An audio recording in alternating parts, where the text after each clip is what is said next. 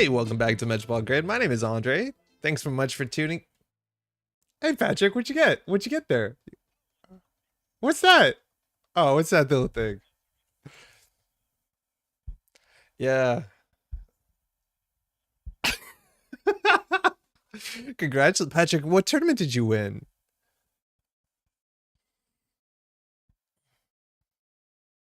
Yeah, I can do the thing. Yeah.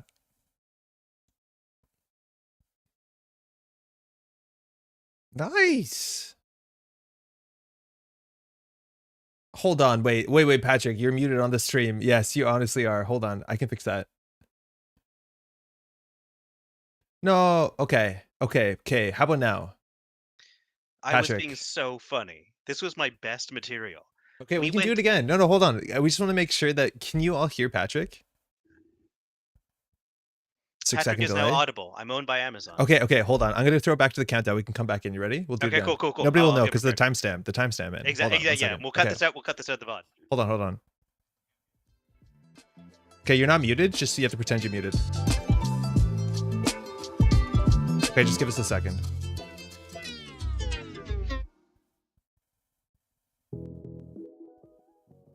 Hey, welcome back to the Métropole Grid. My name is Andre. And I'm Patrick. Wow, Patrick. Hi, everybody. Whoa, what's that playmat, Oh, man? sorry. This old thing. I didn't need this to be on Whoa. camera. You don't have to ask about it. I'm just putting this away in my trophy case.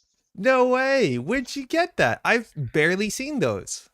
Yeah. Well, I won it at a recent Montreal Circuit Opener tournament at l'Abyss. Are you participating in organized play? Why, yes, I am, Andre. Thank you for asking. That's fantastic, man. Congratulations. Thank you. It is one of the loveliest playmats. Yeah, it's a really nice certainly, one. Yeah, it's certainly one of my favorite playmats I've ever won. It's also the first time I've won an event in years. Yeah, and it. that's unfortunate because now they have to take that statue down that they put up in Parc La Fontaine and put up a slightly different statue. Yeah, it's unfortunate. They're gonna have to like do a lot of chiseling because I've only grown more muscular and well defined since then. It's easier because then they just take stuff away. They just, keep defining it. Some would say that's all sculpture really is. Yeah. You have a block of marble and you take stuff away until you find the treasure beneath. I think that's In why, a way, yeah. that's how I treated my opponent's decks. As I stripped away their cards until I found the agendas I needed to. Yeah, we'll talk about that, I guess. Yeah, rescue me, please. Help me. How's everyone doing? Sorry about that. Hey, Sean, how's it going? John, I'm only here for Patrick. Frank, yo, it's been a minute. It's Christmas already. It is almost. On that note, we're going to be off on holidays probably pretty soon. It's a bit up in the air, but on that basis, I should be streaming tomorrow without Patrick for, I think, a large chunk of the day. So tune in for that. We'll be hanging out tomorrow, just kind of like shooting the shit. It'll be a fun one because we're not going to be making content for a bit. Also, Jeff, how's it going? Perhaps this is a great bit. Yeah, maybe it was better. Daoshin, how's it going? It's nice to see you publishing decks again. I saw a whole bunch of your names up on the right side, which is fantastic. Patrick, actually, on that note, are you playing in the CBI? Yes, I'm hoping to. Cool. So, I think they announced the dates, right? Mid-January, I think. I'm not sure if they did announce the dates then. They probably did announce the dates. I'm pretty sure it's a weekend in January, and I think I have that free, so I'm going to try and make it. Yeah, okay, cool. It's like a 2-day event. I know it starts at like 5 p.m. our time, so like it'll go late. And it's a 2-day event. So if you make day 2, you have another late day on Sunday. But it's hard because obviously everyone's there. It's the 13th, 14th. Lockmanos, thank you. Yeah, we did announce the dates. Okay, I was pretty sure. I know I will be casting for the event. And I knew what the dates were, but I didn't know if the dates were known to everyone. So I have to be a bit cautious. But yes, that'll be coming up in January, which is super exciting. Because in terms of like the invitational only events, that is one of the only 2 of the year that NSG puts on. I also really want, if NSG with the production can make it very obvious where people are playing from, because I think that's the coolest thing when it's like, oh, this name is playing from Singapore, this name is playing from Ireland, this name is playing from Italy. Like that's so cool because that would like Worlds, cool, it's you don't see a lot of those flags as much as like nationalism is weird. Yeah. Now you told me when we faced each other at this event that you were planning on playing in it in the CBI, and that casting it was a distant second choice for you. Can you expand on that? No. Okay. What is what? I don't understand what the bit is here. I'm just saying that you could have been in the Invitational if I hadn't knocked you out of contention at the event that we played in. Oh, Patrick, I had to tell you, I won an event like this back in July. I have my invite, man. Damn it, you did, didn't you? Oh, damn it. Anywho, Patrick, we're gonna play some of the decks you played today because I think they're pretty fun. We Yes. played at the event. We'll talk about that too because it's pretty wild. Our matchups. We played 2 matchups, and I got some really bad beats. I think the first one was like the worst of beats, and I'm still The not sure whether I did it right or not. Yeah, that was like a second turn for me Yeah. win. Yeah, that was a rough It was one. turn That was 2. a rough one. So let's talk about this actually really quickly because I think we're gonna spend more Mhm. time on the runner deck today. So you Yep. posted your lists. Your lists are based off of other lists, right? So this is Snares, Exactly. Yeah. which is the RH punitive decks that you saw Worlds, and then a bunch of Mhm. folks like Ba who comment on this started adding snares to it, which I think is a really good inclusion. Our second Mhm. game for fun, I ran R&D, trashed the snare, ran back on R&D, died to a second snare. So That was cool. great. So the idea with this deck, right, is that we played this on stream before, mind you. Bacteria Mhm. programming, one of the best ways to punitive people. Now, I'm going to put a question out there because I played a deck on the weekend that I played on this channel before, and I did not like the deck at all until I played more of it. And now I'm actually kind of on the deck a lot, which Hmm. is the sort of like Lou-based hyper aggro, just mulligan for imps deck. Let's see if I can find it. Yeah, just open imp. This is Iron Fox's list, which is based off of like NetDead's list. I like this list a lot. Now, I think my matchup into your deck is very, very good. Hmm. And I think I should have played slow. The idea Is it? is, yeah, Yeah. go ahead. Sorry. No. I was gonna guess. Is it because of like you have 3 steel skins in there? You've also got buffer drive to recover things that you might lose from a good punitive. None of that matters. It's just imp. Okay. I just imp the It's agendas. it's also just imp. Yeah. I just run Or the imp the remote server. If you punitives. score an agenda, I imp it. I just have to run always and steal the Hmm. regenesis. If not, I imp the agenda. You can't punitive me unless I run twice in a turn, which is pretty bad. Hmm. Now, I think that's the thing is I can slow roll the RH deck super easily, which I think is correct. Now, normally, if you're not having tech and you're playing into this deck, the strategy is to go aggro really early, because if you can steal an agenda from a central server on turn 1 or turn 2, the chance of you dying, as long as you're not running archives in which they can feed you 6 points consistently with bacterial programming, you often can win. So on turn 1, I got that imp, I got that Audrey, I ran R&D, and I imped an Anansi. Already a great Hmm. spot. And then I run back on my last click and I access the bacterial programming. I Yeah. can't imp Yeah. You it, did. so I have to steal it. I have 4 cards in hand and an Audrey. So if I have a steel skin in hand, I'm 100% safe. And then the bacterial programming hits 2 punitives off the top of the deck and I There are die two on the spot. punitives in the top 7 cards, and I just Yeah. like just and I was it was happening so quick, so much earlier than I expected to happen that even I was thinking, this can't be right. You This seem can't have been. They confused. can't. I was confused that like, oh yeah, like I expected to punitive, but I didn't expect to punitive immediately. So I was like, well, I'll add these 2 cards to my hand, and you say, yeah, I guess you will, and then I'll very slowly play them out, and you say, well, you have to make sure I don't have steel skin, which Yeah. you didn't. Yeah, if I run the numbers, the chance of you having double punitive in the top 15 is only 26%. So Hmm. I don't know if that's still a line worth taking because I think my late game is better. But yeah, I died on turn 1. I played 1 turn of the game, which is that's on me. I probably should have realized I could run it slow. But against like a criminal or like sorry, against a lot of matchups, I think criminal if you have 3 class act, you're a bit safer. I do think that's still the right play. I don't know if Hmm. I should take that 1 and 4 dice roll. But it was Hmm. the game we played after that was a really fun game. Yeah, Where it was in that archives. I need to run archives. yes, and that's a game where the snares were actually quite active, Yeah, they were if I really remember good. correctly. Yep. Yeah, they were really good. Yeah, you can score. They can't score 7 before the imp engine's align. Yeah, especially because that version has like what's it called?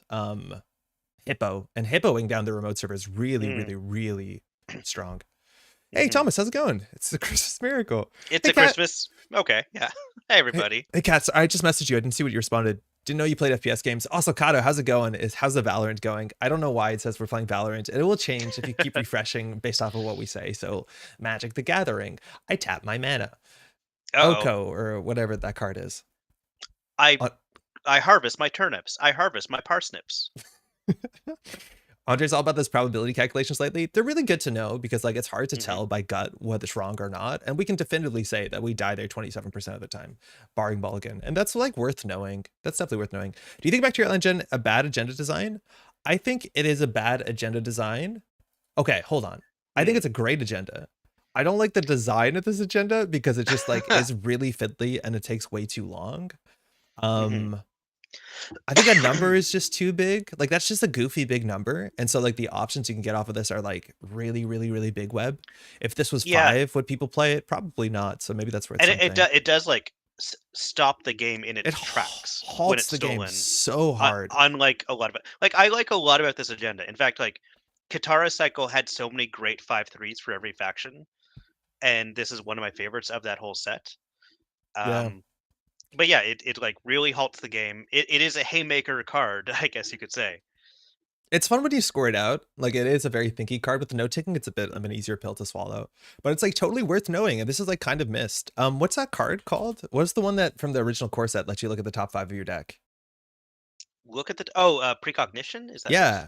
So this whole idea of seeing the future is something that used to be core in original Netrunner to Jinteki. Mm-hmm. So they had precognition. They also had like a card called psychokinesis, which is kind of the same thing, but not really. But the idea that pre-crime, like Nisei Mark II ends the run, is that sort of like Minority Report idea that they can see the future and so they can react with it. And this whole idea of seeing the future with bacterial programming and planning your next turns is a really cool Jinteki idea that unfortunately we don't see that a lot across cards. So this precognition card was never particularly compelling, but I really Yeah, like these sort of cards like well, I don't like mindscaping, but like I like this idea. I like the idea quite a bit. Like precognition, it wasn't enough to be worth a whole card, Yeah. even though it was free to play. Like this could have drawn you a card, and that Yeah. would have been maybe just exactly good enough, right? Yeah. Hey, Bing Bunkle. Hmm. Wonder what an interesting bacteria would look like 3 cards. I think 3 cards would be too little. That wouldn't be worth playing. But it's really hard to say. I Not think for a 5/3. Like, yeah, not on a 5/3. Like on a 2/1 even. Like that's a fun effect. On like I don't think the number should be lowered because this is a 5/3. But you if it could make it wasn't a 5/3, then you 5. could play. 5 cards is a I don't know. I lot. think 3 points is half the game, Yeah. and you have to make it a massive Yeah. number. Let's take note that bacteria was created for a long past meta. The current interaction with YDL was not a thing back then. Yeah, the YDL interaction, like, I honestly Yeah. think that if YDL didn't exist, this deck is still playable. That's obviously very, very sweet. And it's like a really nice surprise how that one interaction, like draw 7 for clicklessly, turns out to be really good. Yeah. Bacterial's greatest faults is giving us gank loops. Yeah, that's actually one of the more important big changes of why Bacterial, how's it going, Kyle, suddenly got better almost overnight, is that the change to the candidate rule. Because back in the day, if you stole Bacterial for programming from archives, you could add 6 more cards to archives, but the runner only was allowed to access as many cards as there were candidates when the run like became successful. So it was like this really weird thing where you could choose to access the face down ones and flip them up, if I'm remembering correctly. But it's really worth noting that the change to the candidacy rule is actually one of the biggest buffs to Bacterial. And without it, I don't know if you'd see play at all. Alternatively, we could unf the rules for additional access and kill gank at the same time. Ian, how's it going? I have no doubt that the NG team is getting like some amount of pressure about the whole ganked ruling thing because it is really weird, as elegant as some parts of it are. Yeah, Lucille, it's interesting because now looking at the top of your deck is now in the NBN color pie, which I like more. Yeah, that's true. And like, that's kind of, the epiphany issue. Also, how's it going, Lucille? Yeah. Hopefully that you're Well, feeling it better. also hasn't really left Jinteki. Like Mindscaping also lets you kind of manipulate the top of your deck, whereas NBN is like look at the top of your deck. It's Jinteki's like manipulate the top of your deck. Well, no, but you have like federal fundraising. There is a fair bit of manipulation in NBN right now, right? Yeah, that's true. Yeah, you arrange them in any order. That's true. I forgot about that. Yeah. Fair. But for NBN, it's more about like controlling, the narrative. With Jinteki, was about seeing the future. And so like they're overlapping all over the place, but at least the ways that they do them are, I guess, slightly more interesting. I don't know. This also like psychokinesis. What a card, as in like nobody plays it. But in terms of like, could this this card, the art style reeks of Arkham Horror. Yeah, like it's framed like an Arkham Horror card. Yeah, the image is like very much a modern or like futuristic. Well, I mean, it looks like a modern apartment, not a futuristic apartment, but yeah, I totally understand what you mean. This looks like it could be a card that represents like a mystic going too far. Yeah, it's wild. This card's like super interesting. It never really saw play. What it does is kind of cool. It breaks R&D lock, but it's a terminal. It's not very good. Yo, Crow, how's it going? Also, I'm doing well, thanks. Brain fog finally going away. Good to hear. Epiphany Analytica. Yeah, Epiphany sees the top 3, and they can't arrange. They can pull from it. But like, yeah, unfortunately, that hasn't got enough support for that to be interesting. And I'm assuming we're going to see more cards that if you know the top of your deck, you'll get a benefit, because we just did not see enough to play that over anything else. Yo, Leonard, how's it going? Hopefully you're doing well. Psychokinesis would be really cool if it wasn't terminal. Yeah, it would be really good if it wasn't terminal. It would be very powerful, but I think it would be fair. I don't know if it would be unfair. Yeah, I'm not sure. I think it would be at the cusp, but I think it would be a great card if it was not terminal, for sure. It would be really good with like You know, these sort of like on tempo, interesting install cards would be sick with Mhm. a Taya, where it's like you can search for something and then like build an Adrian on a server, get you like it's Mhm. fun too, because you have to kind of like hope the top 5 works out for you, and it usually does. You don't have to install it. Obviously, that's bad. Mhm. Tiffany's Interesting really that this good. card Hmm. doesn't let So, you install ice. It's only like root items, yep. right? Yeah. Weird. Yeah. Agendas is cool with this. Mr. Oracle May. Yeah, I guess I do too. Yeah, those are the fun cards, right? Oh yeah, Oracle May. That was a good time. Any card that is like weird enough to build a whole deck around, we don't get that many of these. Mhm. Yeah, we get a lot more like synergistic packages in NSG sets for better for worse, but I miss like wild build arounds like this. This card used to be You know what's funny? actually reasonable. Oracles usually don't deal with May. They deal with Will. Is there so will NSG create an Oracle Will? It's Oracle Bill, just so it's not too obvious. Oh, Oracle Bill, yeah. All right, I'll get on that actually. It's a boo in chat. Hey Jai. Hey Fenda, how's it going? Boo in chat. Thank you. Fast track power level. So fast track like was only really played because you could often score agendas at the same time of it. And for what it's worth, like NSG has been really good at printing a bunch of agenda tutors that nobody plays, Mhm. right? Yeah, Like digital rights. DRM was popular. Yeah, Digital Rights, and then Pivot more recently. Yeah. Like nobody plays these. And like admittedly, some They're decks probably useful. could. They're I would useful. play them. Yeah. Mhm. Epiphany's really good in startup where the overall power level is lower, Swifty Swans deck. But I'm so surprised still, because that's like the exact same format where you run into the exact same problems with that you do in standard. Is like in startup you also have NEH and you also have Reality Plus. And to me, they're very similar to the sort of game plan that you're trying to do with Mhm. what's it called, Epiphany. And that kind of gets me. Okay, Pat, you want to play the deck list of the week before we dive into some of the decks we saw at the CO? Mind you, sorry, we should probably say this. We had a CO this Okay. weekend. It was sick. We had about 15 players. I talked about a bit of it on Tuesday. Mhm, Shout out mhm. to Nick for organizing it. We had great prize support. We had some friends show up from the States, which is absolutely fantastic. Mind you, a bunch of those folks went off to do 2 COs in 2 countries on 2 days on the weekend, which is absolutely stellar. Yeah. Has But we had anyone a great time. heard from Izzy or Trillion since Yeah, then? Are yeah, they yeah. okay? They're totally fine. Yeah, Okay, cool. they're doing great. Mhm. So have you ever played a Neurospike deck pack like this? I have played a Neurospike deck. I haven't played a re-education Neurospike deck. Okay, so this is notable for 2 reasons. Oh, John asked, did you cover Patrick's Runner? We will play it later today, John, so we will, Wait, for that sure. isn't a Neurospike deck. Oh, excuse me, it's not, but it's I meant to say it was. Well, it's a Just good see. question anyway. We can talk about it. Okay, so the decks of the week last week was Tuno's list, which was this like Spike Inclined. It's a re-education combo deck. And Mhm. classically, how people have been killing, or the only reason people play re-education in standard, is because when you score it out, you can give the runner like 2 cards in hand, technically 0 cards in hand in a lot of cases. And then the idea with Mhm. this deck is you just protect a re-education, and then on your turn you do seamless advance if it's double advance, and then you just kill them with Neurospike. We Yeah. played this last week and we just did really, really well. I don't think we had a Mhm. game that's longer than 6 turns because at the end of the day, Mhm. nobody can deal with an early Hydra into an early toll booth that we res relatively cheaply and relatively consistently. And then on top Mhm. of that, we have an agenda suite that's cursed where there's only 6 agendas. Mind you, I don't like that you can Yeah. run multiple 5/3s in any Netrunner deck, Mhm. but you have to Mhm. steal half of the agendas in the deck to win if you're not playing Mad Dash, which is incredibly rare. We did see it on the weekend. And that requires about 20 accesses in this list. So you need And to the get corp only has 20 to score accesses. one of them. 1 agenda. Mhm. Now, I like the Ice Suite in here. I also like the NAPD Cordon. We played this, watched the streams for the last couple of weeks. I think it's a really good deck. And this is an interesting other version that Silent Arbiter was playing at Worlds and also went undefeated with this version. And this version Mhm. is slightly different. The idea here is that when we score re-education, we want to bottom our whole dang hand. And then the runner ideally has no hand. And then they just die Mhm. to the jupe stat because we do core Sure. damage when they have an empty hand. This is a really interesting combo. I know people were rumbling about this when Jupestad was revealed. It's technically the most consistent way to use Jupestad in the standard format for results, as much as this card. I think a one day will be actually pretty gross. Yeah. Now, this deck, I think it's interesting, and I think Silent calls it out that the Ice Suite that Tuna posted is probably a better fit for the deck because, well, the money in here is not that bad. I actually really, really like the non-equivalent exchange because getting up to 10 credits on turn 1 means you can render Hydra res, which is a really Mhm. nice res when you res it for 5 credits. But a lot of this Ice here is really strange where it doesn't really end the run. Like Sarievna here, it's annoying, but it doesn't actually progress you towards your win condition really heavily, and we don't have a huge incentive to ice up centrals, so this is a different version of it. We haven't played this one so far. This one's weaker to pinel threading. I would argue it's slightly weaker to tech cards as well, because if the runner like draws cards, plays a class act, I think it's harder to kill with this version. It's easier I sometimes see to do that. double Yeah. neurospake, and we have NAP Cordon as well as a backup protection thing. So this list is similar but different. I think we could probably play this half of the deck page and then put this half of the ice and probably play something pretty reasonable. But we're gonna play it as is because it's probably pretty good. Your instinct is right. NEH is just better Epiphany, even startup IMO. Yeah, I believe it. Yeah. So the logic with Epiphany is the runner trashes, it's the same click efficiency as NEH, and if they don't trash, you're rich and winning anyways. Yeah, but you also have 17 influence. Right? Like, getting a free card draw is actually much more important than I think getting your cards to stay on the table, because a lot of those decks are winning off of combos, right?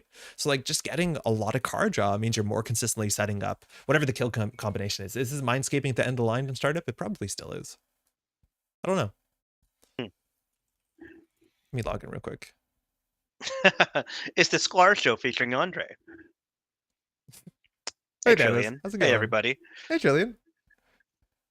Epiphany should have been 4 or 5, to be honest. Federal feels too much the same niche. Yeah, that's true. It's like when Federal fires, your ability gets somewhat awkward sometimes. But I don't know. I also find like all the support cards that we got alongside Epiphany, if you run all of them together, like Federal Fundraising and then Balance Coverage, it's like kind of clunky.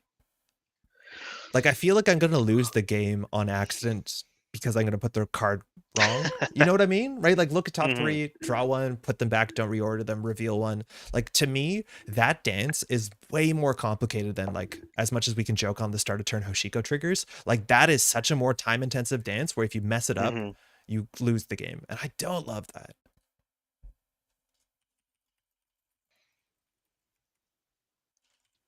Okay, let's go. Hey, Andre didn't see you there. That's trick with the Swans deck is not trying to kill fast events while juggling agendas. Cool. But even then, right? Like, don't you want to, I don't know. NEH seems good. The NBN Game Loss Simulator. I haven't seen it yet, but every time I play it, I feel like I'm so close to losing a game. Is there a good place to read into how the CBI will work? I got an invite from the Ohio CU, but I don't know much about it. Lockmanos, there's an article up on Null Signal Games that they talk about it. So it's here, announcing accelerated beta test online tournament. I don't know if Sam has said enough or Cror has said enough about how it's going to be. It'll be 4 rounds of double-sided Swiss, about 5 hours with a cut to top 3. No, this is accelerated beta test. That made no sense. Okay, hold on. We'll try it again. Where is it? Circuit opener? There must be an article somewhere. Give me 1 second. XTG has to sneak watch you on mute and guess what you're talking about. Well, I guess we don't have to say hi, XTG. That works out for us. Hey, David. Hopefully you're doing well. Yeah, fine. There's an article on this, right? Circuit Breaker Invitational? Oh, here it is. I'm pretty sure I found one. Oh, there it is, yeah. Yeah, okay. So it should say here. So it'll begin at this time zone, which for us, I think is like 5 p.m. In the evening. I don't know how many rounds it is.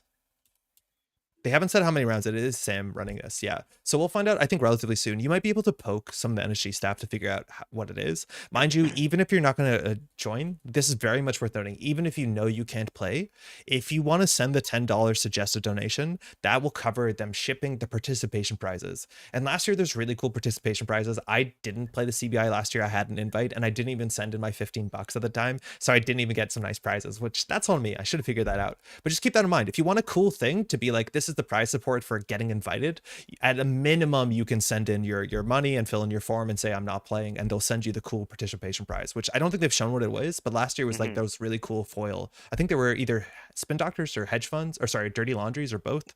I'm not actually sure, but do that at a minimum. It's you have to up till the end of the year to enroll, but I don't think they've said how many rounds it is, because that is going to be dependent on how many players actually enlist. I don't think I've received my ticket after enrolling. But oh, yeah? I will I guess I have easier access to bug someone at NSG if anything went wrong than other people do. So I'll take care of that on my own time. Courses number of rounds will be determined by number of participants. Yeah, it makes a lot of sense. Pat, we got Andre and Sengren tier list, but in hindsight, what's your favorite and worst card from TAI? Oh man. Yeah, that's a good question. I wish I had thought about this more ahead of time. You have the whole stream, man. I guess I have the whole stream. I can just talk about cards I like, but I don't think that's interesting enough. I'm going to bring up Netrunner DB. We're playing against Ari. Oh. Well, lucky for us, we only have 1 piece of ice, so Ari's basically useless. We have all the card draw into your digital life, which is really good, but we don't have the thing to jam into the remote server. I feel like Ari is going to struggle to deal with Hydra. Actually, yeah, because you can slap Vandal it. You can break the end of the run. We don't have Hydra in this list, so that's not worth anything.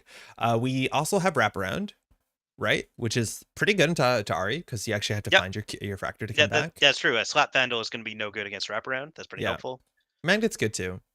Confirmation on tickets has been delayed, but it's on my list of things. Okay, thanks, Jeff. Spin Doctors with Foil, that Reapers. Got you, thanks. Yeah, yo, Lockmanos, read the whole article if you can. But I have no doubt that some information isn't out yet. It's just like, save the date. You'll get more information sooner, especially with the participation prizes. I think we can mulligan the sand, right? I'm okay with that. Like, I think I'd rather have... Yeah, I'm okay with this one. You're okay with the keep, or you're okay with the mulligan? I'm okay with the mulligan, sorry. Okay. Cool, that's better. We have our combo. We have a wraparound. Yeah, there we go. Okay, so to us, the remote server is generally what we want to do. If we do Enigma wraparound, put the re-education behind it, we can only res one of the ice. Now, the question is whether we call event or program. I think we still call just event because Ari has a lot of setup events. Yeah, maybe call program on the turn when we know they're about to run, I guess. So we want to get the re-education in the remote server. We need to score at the NGO front sooner than later to get the money. So the question is how we push out. We don't really care about icing up centrals because whatever. And the jupe stats is important as much as it is expensive. So we could put a single ice on HQ and then just do install advance the NGO front, call event. And then next turn we could do install advance maybe. We're going to draw another ice soon enough. Enigma wraparound's pretty good for the remote server. Yeah, I think I like installing the re-education, protecting it. Okay. Obviously, we can leave the rest in hand. Yeah, let's try that. Which one? Wraparound. Yeah. But now we don't have a nice play. Now we have to click for a credit. I'm okay with clicking for a credit. You know, I'd rather have a hedge fund, but it's fine. I think it might have been better to just put a single ice on HQ, if at all, or just done ice on the remote server and push the NGO front. Right? Because clicking for credit while we have the NGO front in hand is pretty rough. Yeah, that's very true. Yeah, especially because we lost it. This is fine. Yeah, this is fine. That's not good, man. That's all our money. This is fine. We'll be okay. Come on. Fan of event for the first 2 to 3 turns, then program unless a UAV or lily pad. Yeah, now we can start hitting program because they can call the UAV. Yeah, now we're gutted. That was a bad 1 and 4. They couldn't have stolen the Bologna. Not that it matters. If we trash the wraparound, we shut down the UAV. That actually might be reasonable. As good as wraparound is in the matchup, I think shutting down the urban art vernissage kind of wins us the game on the spot. That's a great point. Like the urban art vernissage, it came down in turn 1 and it's going to get them so much money. So we'll draw. We'll do this. We'll put a Messna Chesto in front of it. Where you're trying to drag into HQ, yeah. Yeah, that's so true. I think we do Messna Chesto and then we just do credit. Messna Chesto is fine. Yep, this is okay. Yeah, pink doesn't help you. It's okay. They might clear the tag. It slows them down. But yeah, that's like the big thing that people got better playing around Arson is like if they go too low and start depending on their urban art, you just throw it out. Yeah, I would say thinking about Thanos' question, like I like the entire Arasana package and gameplay, and I think Urban Art Vernissage is the card that makes that sing so well because that's what lets you move things around. I think that's some of the most interesting part of the Arasana gameplay. So on the runner side, Urban Art might be my choice. It's a good card. It's a fun card too. Because I feel like the easy answer is Hermes because it lets me play as Leela, but everyone says Hermes. Hermes is one of the best cards in the whole set. So I'm going to stick with Urban Art. For the Corp, I think it's obvious, you know. What? Sorry, I was just thinking about death for a second. Oh no, I don't even know what Stegodon. Oh really? Stegodon, the agenda that makes me think about my own death. Huh. Okay, cool. Yeah. All right. We have 2 Kogates on our server. There, yeah. I think we do install Spin Doctor, draw, ice your digital life, right? Yeah, that's a good amount of money, I was gonna say. Or your digital life. Digital life, then ice, please. Yep. Yeah. Okay, and then next turn we double advance, and then we can win the turn after. Because all we have to do is get 9 credits, and we have to score the jupe stat. Even last click is fine. As soon as they put down a lily pad, it actually gets a bit more interesting because we have to do a bit more damage. Yeah, boy, they are in a rough spot. Yep. Okay. And this is a much slower start because we lost the NGO friend. But they're struggling to get their money up. The best number of cards make you think of your own death. Whee! Yay! I'm just thinking. Baseball, speed of light. Someone get Randall Monroe on the phone. You have your wheels on my pick on the runner side. Definitely both create such fun gameplay. They threw a conduit and mimic. Yeah. Okay. Well, Wheels is definitely one of my favorites as well. Okay. So here, I think we just click for credit. Yeah, I think clicking for credit is probably the best option. Let us protect, and then we can till Jupstad. Because we need 7 to score and kill. Yeah. And we have enough to res one of those pieces of ice, which might be good enough because they're only at 3 credits right now. Yeah, I think one overclock will really do it. We'll get 2, they'll gain 4, but that might be good enough. Let's see if they get down a lily pad. They have not enough. Oh, they just lost. They just lost the game. So that's the game. Thank you. That is just the game. So we can ask action, but there's nothing here that does anything. That will res this. We'll score. We'll bottom 3 cards. Ooh, order. Nope. What? Oops. I'm no, you. Oh no! Did you see that? Sorry. Yes, I did. I saw you. You click on Jupstad and then. Well, what happened? So it gave you the option. You chose. Yeah, but chose I want to choose re-education first. Exactly, but you didn't do that. Really? That's the problem. Yeah. So we don't have to do the whole hand. We will because it's fun. And then they. What just happened? I don't know. With discarding Spin Doctor, putting on the table. Putting on the table means they can farm it, but I'm not. What? Okay, you used re-education at 6 Orphanage at the bottom. The runner randomly added 3 cards in their grip to the bottom of the stack. But they still have cards in hand. Yeah. What happened? Well, did re-education... If you trash more than the hand, you don't trigger re-education? What? What? Oh, if able. Oh my god, it's if able. It's like Toll Booth. Thank you. Yep. Okay, so we have to do exactly. Yes. Okay. You, no more doing things for fun. Yeah. Okay. Just fine. 3 cards. Done. Okay. That's there we go. Thank you. If able. Why? Yeah. I guess so. Yeah. It has the if able clause. So if if I bottom 6 and you only have 3 in hand, you bottom 0. Imagine sitting across the table where your opponent struggles for 4 minutes to find the lethal and they're like, just advance the card combo.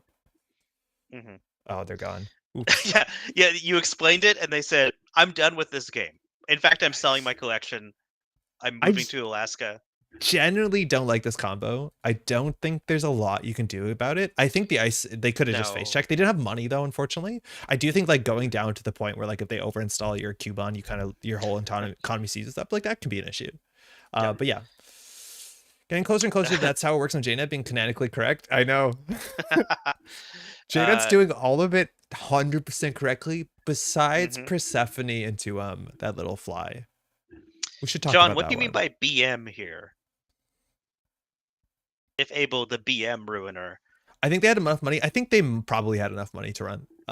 It depends what their decoder is though. Like if it's Unity, they're kind of messed up. If it's Buzzsaw, I think they can't do it. Oh, but I think they should have at least challenged, because there's a chance we didn't have enough money. It's just I don't know if there's Hydra respect or not.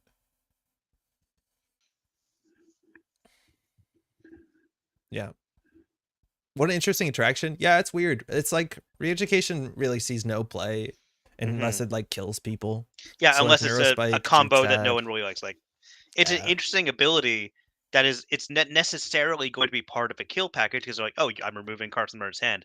It would be interesting if it was a card like that Jinteki agenda from Kitara, the one that does net damage equal to the runner's hand size and only at the end of the turn.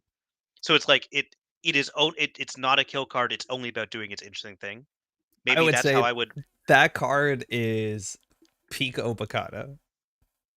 Like, okay, hear me out. I think that card is like absolutely disastrous, but for me, that card. But we're talking about the 4/2, right? Viral weaponization, yeah. Yeah, viral weaponization. So to me, that card plays out more as like an attrition game, which is not fun, exciting Netrunner, more than it is like, I got a cool window next turn, right? Like that's the problem. It's like people aren't scoring viral weaponization and then not jamming another agenda that cares about damage, or like it technically blend the water doesn't even work, right? So to me, that's like the sort of card that just directly supports the sort of like, oh, Bakata, I'm going to run you out of cards that nobody thought was healthy. It is worth shouting out Brain Rewiring too, which was another like really bad looking agenda. but it only saw play because people could score this out, get the runner to no cards in hand, and then just like kill them. When you score this, you may pay X. If you do, the runner adds X cards from the grip at the bottom of their hand and draw 1. So like for a Worlds, the most powerful deck, the most common deck you had to figure out how to beat was a deck that could score this out and do 2 damage in a single turn. And like I remember that. Yeah. that's not fun. I don't think that's like a really exciting part of Netrunner is be like, oh, you're on Oh, the that clock was and a you're gonna lose that hand. terminal directive card. I Yep. forgot that was terminal directive. I thought it was like the Moonbat cycle for some reason. Yeah. I'm pretty sure Stell Moon was still legal in that deck, which again, more terminal If directive. you're just joining us, hi, my name is Patrick. I'm the best Netrunner player in Montreal. Just want to verify that. How's everyone doing? I'm doing good. Good. Did I show you my cool prize? No, what's your cool prize? Wait, I have to open a window so I can actually see you. These have been around for a long time. I don't know if this is one of the OG ones, but this is a size spinner. And like, what year Oh were these yeah, that's cool for in? great. 2017, 2018, Ooh, 2016? yeah. There's a I'm, store near me that still advertises it sells fidget spinners. The yeah. sign is faded to almost illegibility. I never held one of these to date. Mhm. And let me tell you, they're sick. They're actually really cool. And I'm going It to use feels kind of this. good, right? It feels Like you really can good. feel power flowing through your joints, your finger joints. Yeah. No, I actually really like it. It's kind of Mhm. addicting. I understand why the world was the way it was for a moment. Yep. John, that's a great point. Re-education is relevant to Asmari specifically. I love the idea of the education NBN. I just hate almost every NBN card related to education as a theme because I dislike Yes. Asmari and I dislike education. Well, do you like Amani? It's like all the education cards are so incredibly mean. Yeah. Like Oh, and like so incredibly mean. even going back to the Sandsen cycle, you had like Blacklist, which is a mean card, right? Yeah, that's true. Wait, was Blacklist an NBN? I think so. Yeah, yeah, Blacklist is MBN. Hmm. KTBC Turbine is the palm of your hand. It feels like it. Oh no, they left. Hmm. Yeah, Blacklist was like, targeted students, but there's also like student Hmm. loans, which is like a Wayland one, which is pretty Yeah, yeah. studenty. I guess this one was kind of this wasn't that studenty, was it? No. Then I was like, Sin Doctor. Yeah, I like it. I named a card in the upcoming set that I'm hoping people will like memify the name of it. I already have it in my mind, but I'm not going to like force it. I want to see how it or like organically becomes a new name. Like, will this become the new Oppo, the new HHN? We'll find Did out. did you call it Oppo or HHN? I called it Oppo or HHN. Ah. Exactly. I think it's pretty cool. People are going to shorthand it to OOH. So Lad potentially can beat the combo. The 6 hand size thing doesn't really matter Oh that yeah. much because we'll have 6 and you score a Jupstad. But if they put things like Stoneship Chart Room on the table, that's a bit Hmm. more interesting. We can still beat it. And this deck it's a bit harder Yeah. because we don't have Seamless. But you just do like click 1 predictive. Then we have like 8 cards in hand. Then you do advance, kill, Oh, right? true. Yeah. Like you just have to work And around it. also they have to identify that it's about to happen, right? I Like they think, have to know that education is coming, so they pop the chart room before you get your fifth yeah. advancement. And in theory, they have to pop it before we score out because there's no window once we put the last advancement on it. So like you can even pop it and then hold a turn. I didn't like that hand. This one's better. Hmm. Pinhole threading Does our also deck eats the deck. have? Oh yeah, that sucks. Does our deck have seamless? I can't remember. Nope. It's because Okay. Jupestad's like 4 influence. Yeah, yeah. Oh yeah, look at that. Yeah. 4 cards in Spent hand. or influence on sprint. So the most taxing guys you can put on a remote server early will probably be a toll booth. We would love one. The Jupestad, mind you, is still expensive. They have to trash it. But Pinhole is really good into the Jupestad. I wonder, it's like hard for this deck to deep dive this aggressively and win, I think, soon enough. And a lot of the lat decks are on deep dive. You just need to have your Bologna money up front. So we'll see. I suppose so. Are we really never going to ice up centrals? No. Okay. No. I don't think we will. Okay. Well, unless we don't have the agenda. If we don't have the agenda, we can ice up R&D. But like our goal is just to get the agenda as soon as possible and then just put in the remote server. Any ice we put not on the remote server is an ice we're not using to win. Ooh, Jupestad. They only have 3 credits. That's sick. That would have been a really bad hit. Oh, They perfect. could go back though. They should. If they had a spin doctor, they feel good. Ah, no, that's fine. Come on. It's a 44 card deck too. So as combo, Mhm.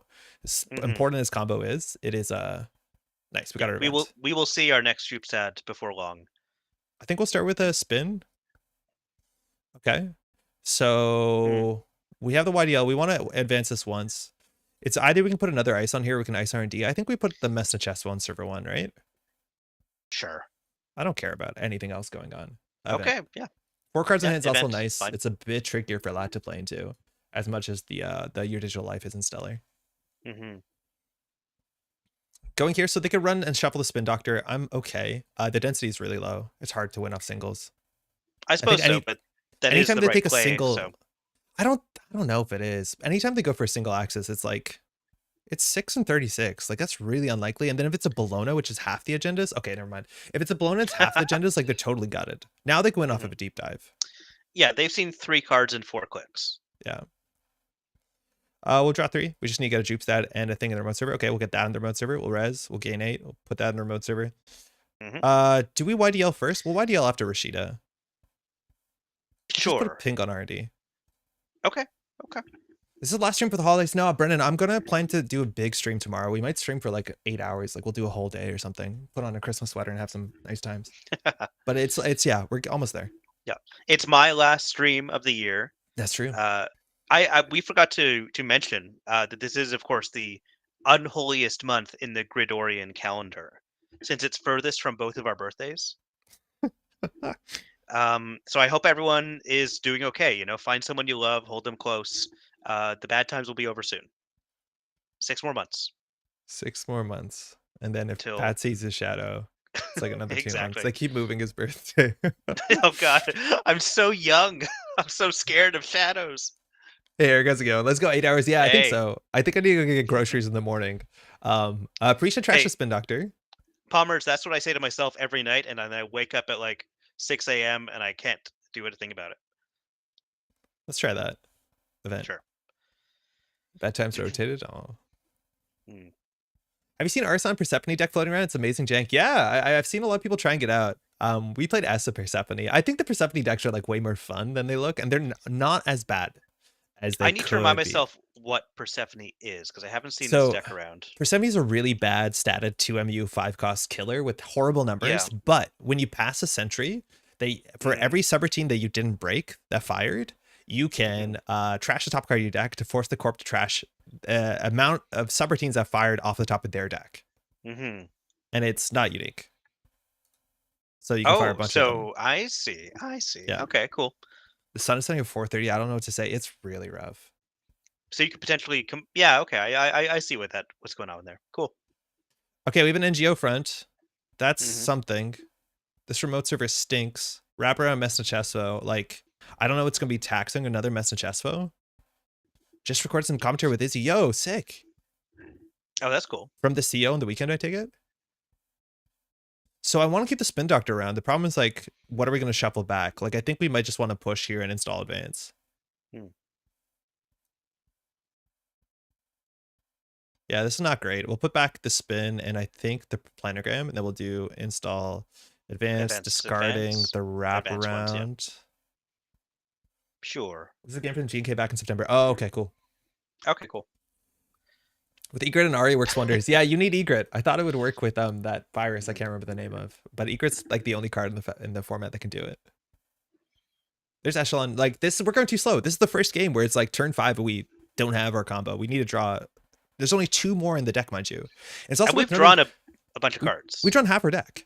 Yeah. The other version of this deck, the Neurospike one, can still kill you with a Bologna, which is actually like a huge disadvantage with this deck that we lost one of our re-educations, is that we can't. Next turn we'll sprint. We could have done this turn.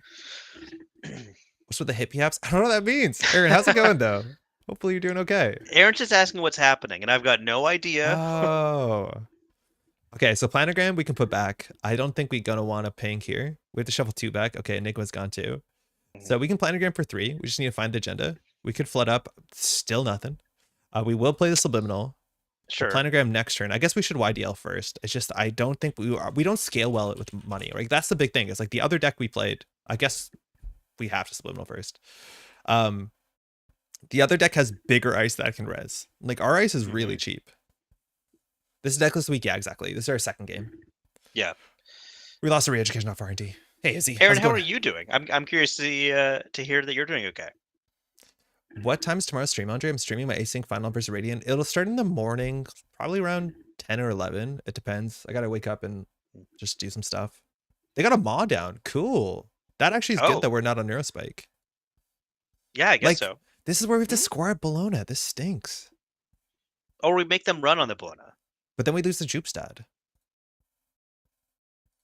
Hmm. Yeah. We'll just keep pushing. They could lose this Mhm. turn, and they understand that. So they might have to do something like challenge their remote server. Because if this is what's it called? If this is the thing they lose. Yep. What's streaming tomorrow? I'm gonna be streaming a lot. Yep. Tomorrow. We'll be streaming through the day. Yeah, John says that's why I prefer Yeah. Neurospike. There's more outs. Like, yeah, that is just another option. Like Yep. my RH deck that I ran with Punitive, like the previous version of that was Punitive and Neurospike. You know, it never did very well, but it did reasonably at O Worlds once. I mean, my favorite line's advanced edge out of 5 then pass the turn. That's really funny. So now we're so slow. They have their Doom rig, and like we are cooked. Like this is the worst case scenario where it's like turn 7 and we don't even have close to setting up the thing. Okay, so I guess we start resing Yeah, stuff. yeah, sure. I do love a meta where like it's reasonable for a corp to res something above 3 advancements without scoring it. So the runner has to consider that, and it's possible for the corp to like over advance an NGO just to like bait a run like that. Double message Chesto into Unity is actually pretty good. Keep in mind you don't need to have 4 or few cards when you IA the education or lat draw ruins you. Yeah, we can do predictive. Like we can't throw in that next turn, but we want to do predictive first, right? Hmm. But if we have 4 cards, they'll have 5, we'll have 5. I think that's enough. But even scoring at this Bologna does a core damage, which actually is kind of like reasonable. Yeah, They might it not does continue. change things up a bit. They will continue. I'd love them for them to continue. We don't want to show what this is. I think we just show the wraparound. No, we don't want to show the wraparound. This Yeah, loses them 1 I credit. whatever. Yeah, do it. Yeah. If By the pinholes way, were as well, popular as the ones with the Jupiter version of education would have its wings cut, yeah, for sure. And I think pinholes yeah. underplayed. Could you remind me the messenger chest vote? Does that make the runner lose credits off of overclock? No, you It's can't just from their pool, lose right? money. Yeah. Okay. You see, I think you got me. Okay, you got to concede now, right? Yeah. Go on. Cursor, concede. Yeah. Come on. Also, Aaron said, sorry, I missed it. Healing is going really well. No complications, but still 9 hours of physio a day. Yo, that's hardcore. 9 Glad to hours hear of it's going physio. well. Yeah. Glad to hear you're doing well, though. All right, we'll just score it out. They don't die. Yeah. We got a diesel, but now they can't lat. And now they know what it costs to run the server, and things are really bad for us. I think considering both you and Lad draw, and this version you can pitch your entire hand, it doesn't matter. Yeah, I don't know if it matters. Serving dinner, have a good stream, maybe catch you tomorrow. Yo, Brennan, enjoy dinner, huh? Bye, Brennan. But like, if God, we I wish I don't hadn't jam said into bye the... like that. if we don't get the remote server next turn, we're totally cooked. Enigma lost the predictive. That was our best tempo hit. So now we might have to score out. But like, our ice doesn't scale. This is our most texting ice besides, I guess, Toll Booth. Time to advance the Messneys.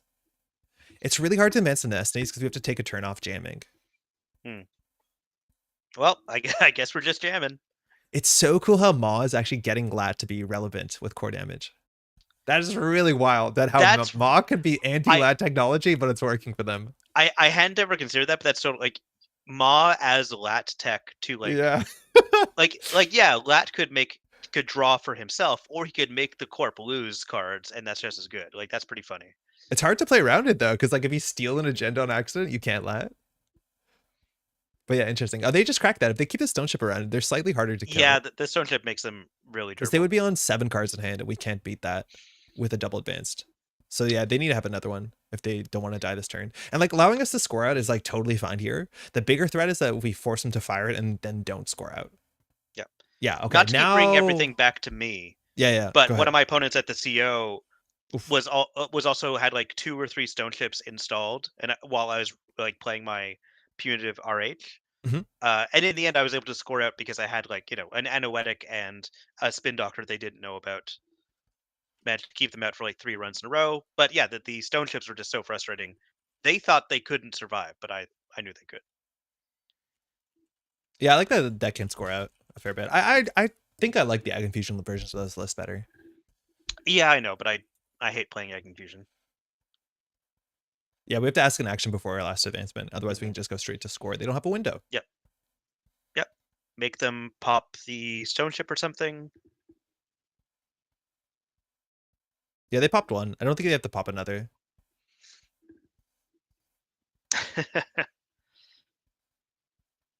Yeah, the most we can do is 5 damage. We haven't found a fractor yet. That's good. Mm-hmm. All right. Imagine we hit a fractor. It wouldn't be that great because they have silent chips, but it kind of feels good for a moment. Mm-hmm. All right.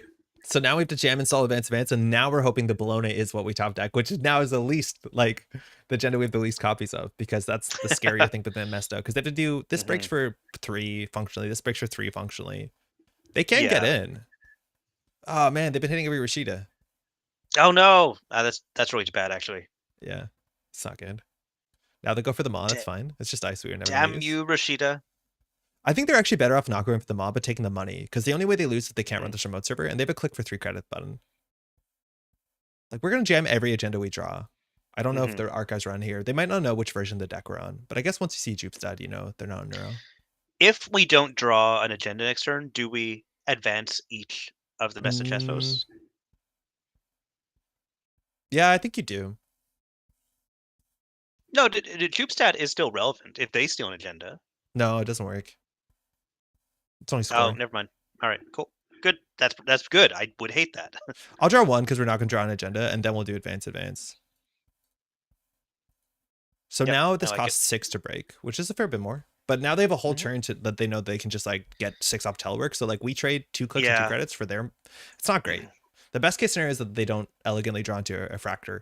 And like so far we haven't seen a single simul chip. Like we haven't seen any. We've seen only 1 SMC. All right, come on. I love how they're getting their lat by like mawing us down to 3 cards. Like 2 core damage, they're still latting. It's sick. That's very cool. They threw out an SMC, so they definitely have it in hand. Oh, we just drew it. Okay. Well, they just overclocked this and we don't have it.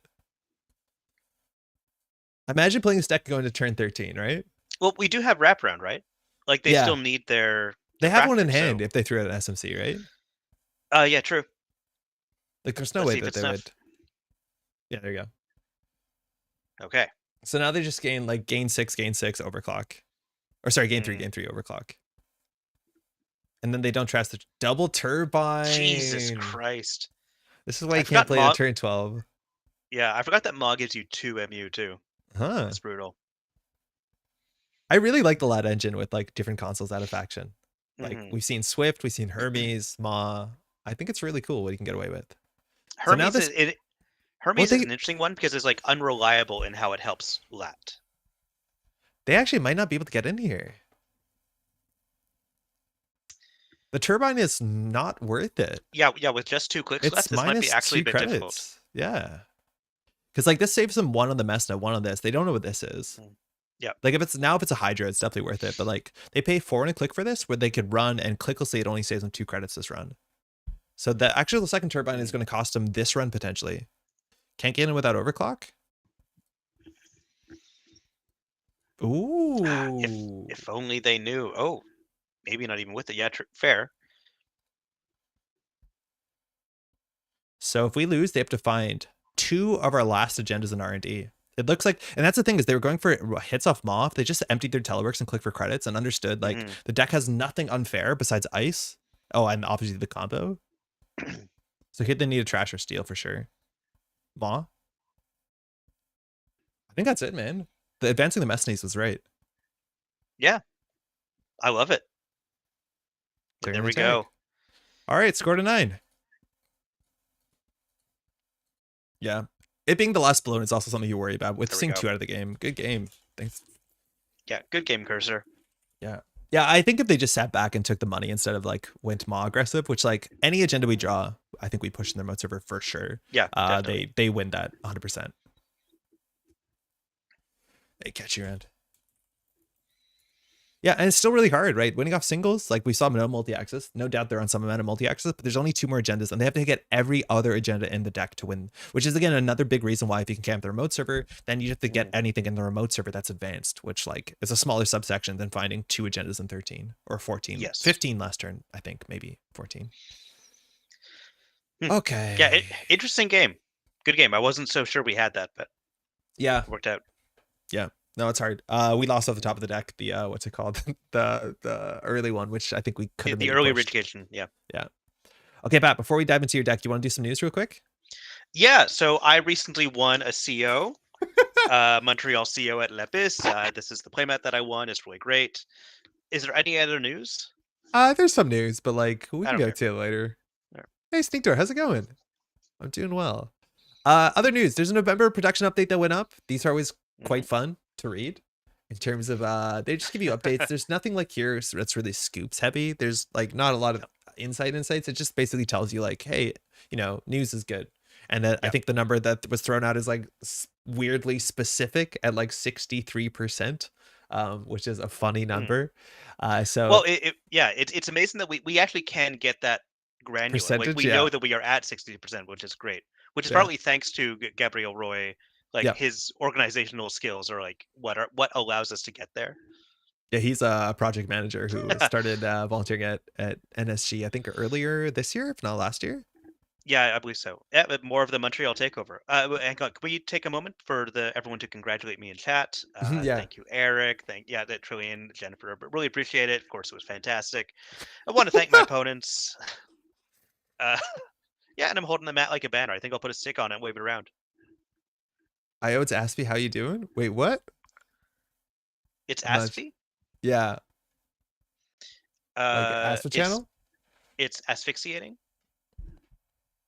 Thank you, You probably know Invisible Jenny. Walrus. Hey Walrus, how's it going? Thank you, Okay, Palmers. I knew you had my back. it finally loaded. So here it is. Sorry. The one thing that I think is super notable is that specifically they said that the Q1 2024 date is still on track, which is pretty sick. So that's cool. Yeah. Cool. Other stuff, again, we talked about the CBI that's coming up for sure. There's a card replacement update as well. That's a bit of a situation going on in the EU. Mind you, most of the prize support from Worlds is all also kind of like, I don't know if there's issues. Double sleeve your cards or whatever. It's not great.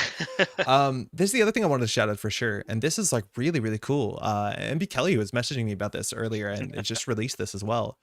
I have played original Netrunner. I have some sealed original Netrunner product that I've never pulled out, but NB Kelly put not one thing together, but put two things together that are absolutely absurd that these work. So, firstly, wait, where's the link here? There's a Jinteki.net fork that he put up. No, that's Jinteki.net. Wait, where's the fork? Is it Arasaka dot? No, wait, that's not it. No, maybe he hasn't published it yet.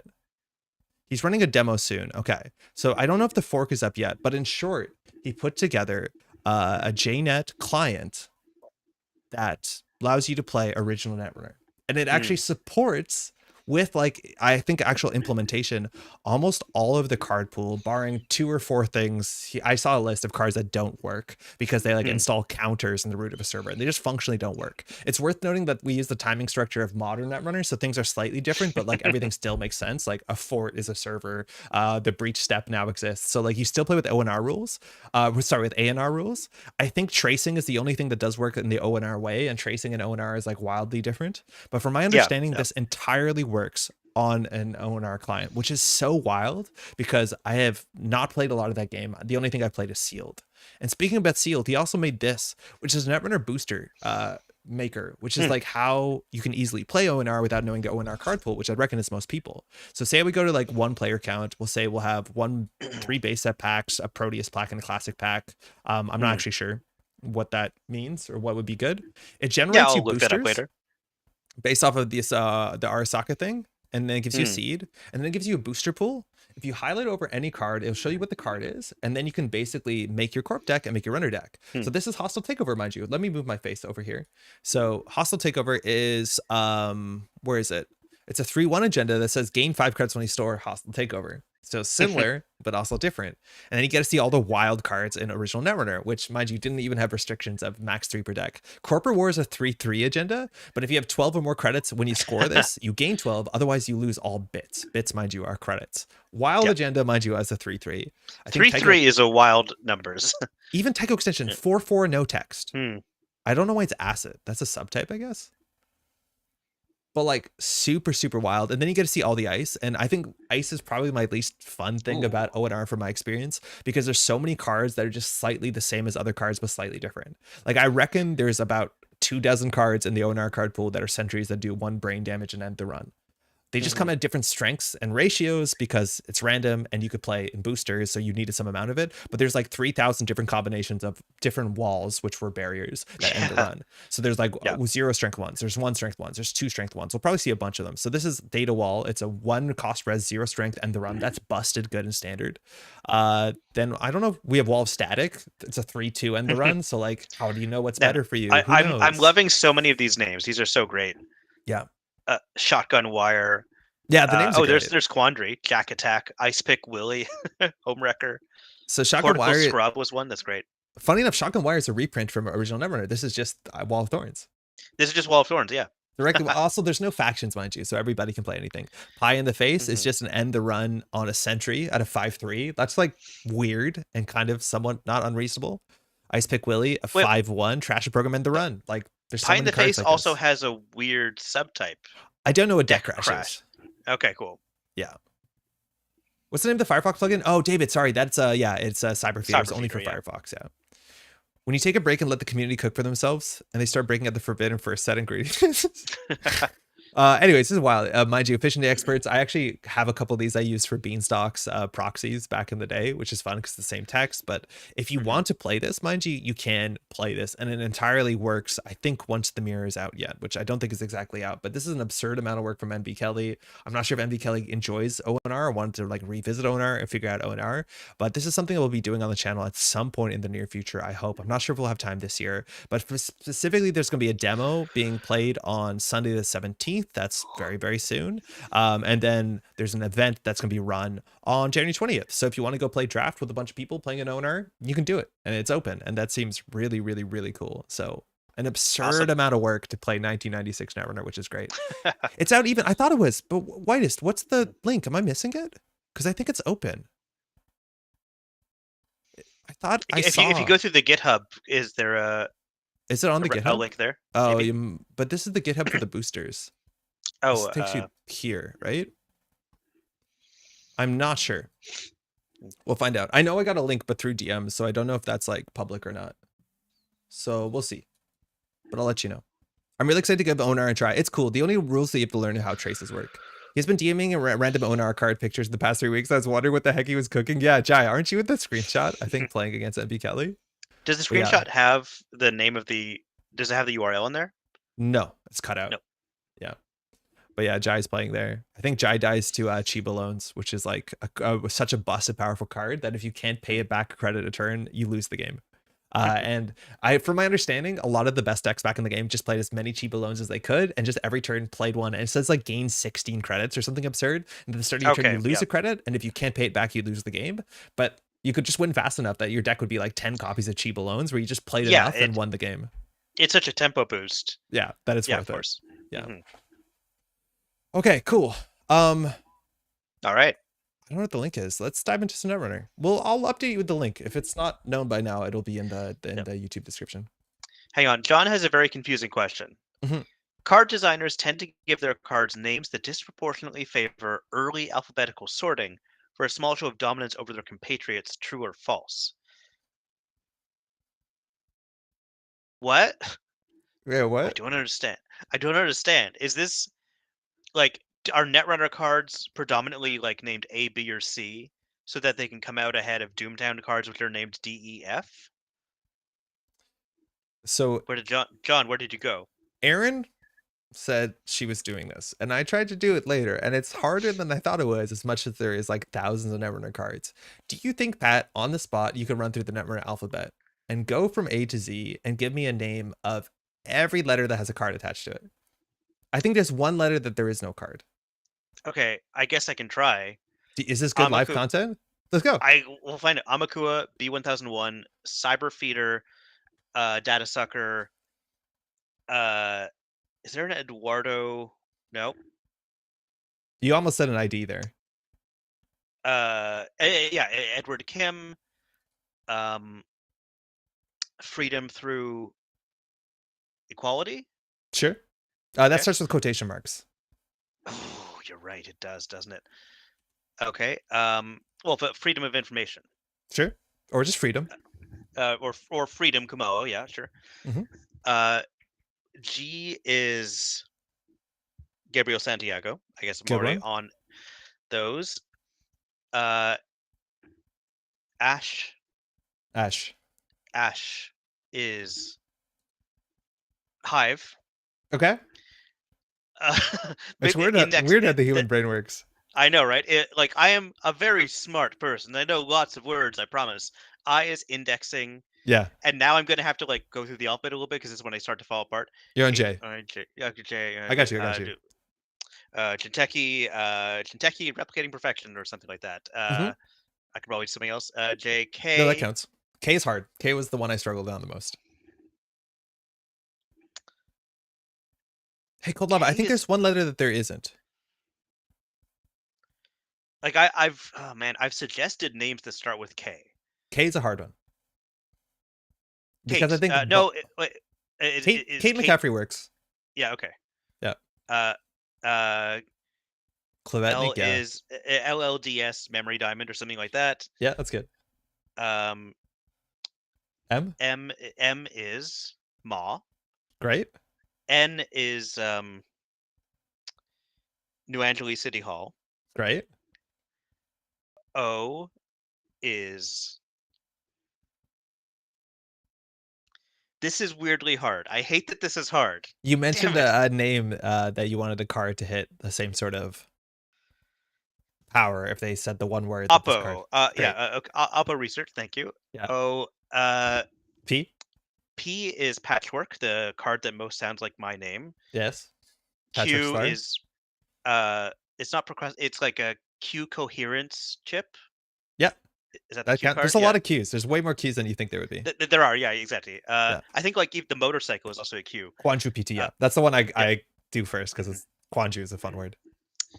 R is roto turret. Yeah. S is shibboleth. Yeah. T is Yeah, there's a lot of Qs, chat. Yeah. not cyber turret. T is like turbine. I was thinking Great. turbo turbine. Yeah. Yeah. T V is You skipped U. I don't know the alphabet. Damn It's it. fine, man. I have to sing a song too. And I worked at a Blockbuster. Yeah. U is we didn't have underwriter, right? That was a No, different that's not a card. real card. U is like universal connectivity fee. Yeah, that's good. Wait, Okay. Jai, real quick. How do you pronounce Quanju? Janju. Is it Chanju? Okay, sorry. Maybe. You're at where were we at? V S? is Oh, yeah, Vientiane okay. Keeling, let's say. Yeah, that's a good one. No, she's a doctor. Okay. She's a doctor. Okay, so V is Yeah. Val. It's Val, whose name I know the rest of. Valencia Estevez. I thought you were gonna say Valencia. Valentao. Yeah. Oh, I could have said Valentao. Yeah. W. Oh, is... turbine doesn't count. Yeah, turbine starts with K. Good. Damn it. Okay, well I'll go back later. No. T. W. Okay, so T is Kianju. Thank you, Jai. If I'm saying that right. T. I'm thinking T is turntable. Great. W is World's Plaza. Sure. Plaza, maybe. Yeah. X. WXX. Yeah. There's got to be an X card. We're a cyberpunk game. There's got to be an X card. I think there's not. I think that's the one letter that there isn't. I guess there isn't. Then I'll just go to Y, your digital life, and then Z. Yeah, I say Z. Deal with it. Oh, there is an X. There's one X. Yes, it's a really good one too. Shit, Aaron told me this and I forgot. There's one really good X. Not Xerxes, not xylophone. I'm trying to think back to Grain Base's Animalia, where I learned all my letters. Toronto. Xer, yeah, almost counts. It almost counts. X. Yeah, there's a Z too, yeah. There's a bunch of Zs. I can't think of an X. Do you want a hint? Sure. Kubla Khan? Kubla Khan. I think that's right. It makes ice cost more. It makes ice cost more? Yeah, it's from like original. Xanadu. Yeah, Xanadu. Good idea. That was okay. Good, both good clues. Yep. I was on Z. Yeah, what last one? Close it out. There's a lot. They're really fun ones too. Zaya. Zaya is great. Yeah. Zaya, the criminal ID. So now you And have I to do did it it all without again any help. and again No. without repeating. I think there's only Okay, and one X though, hmm. but I can check real quick. It's a Mhm. fun game. I don't know, man. K is the That's hardest one okay. for me.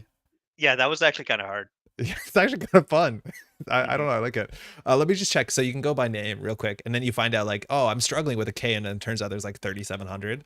Hmm. But let's just go. This is only runner cards. So to go runner to X, the only card is Oh, Xanadu. there's a few good Zeds. Yeah, Yeah, Zamba is my favorite. I was trying to think of Zamba. I Yeah. couldn't summon it. And if we do the corpse side, I Virtuoso. don't think there's any X's. So there's only one X. Hmm. I love how Pat said I'm on Zed, Zaya, not just Zed. Yeah, there's multiple Yeah, Zeds. I'm on Zed, and the thing is, you did not say okay, good when I said Zed. Okay. So Zealous Judge is a good one. yeah, Zato, Zaibatsu Hmm. loyalty.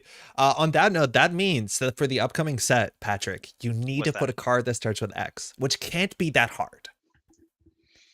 I think X shows up a fair bit more in, admittedly, like Catalan Spanish more than like Mm. Portuguese Brazilian, but it's possible. Okay. But not every card is. Yeah, oh, man, there are a lot of cards left for me to name, I know.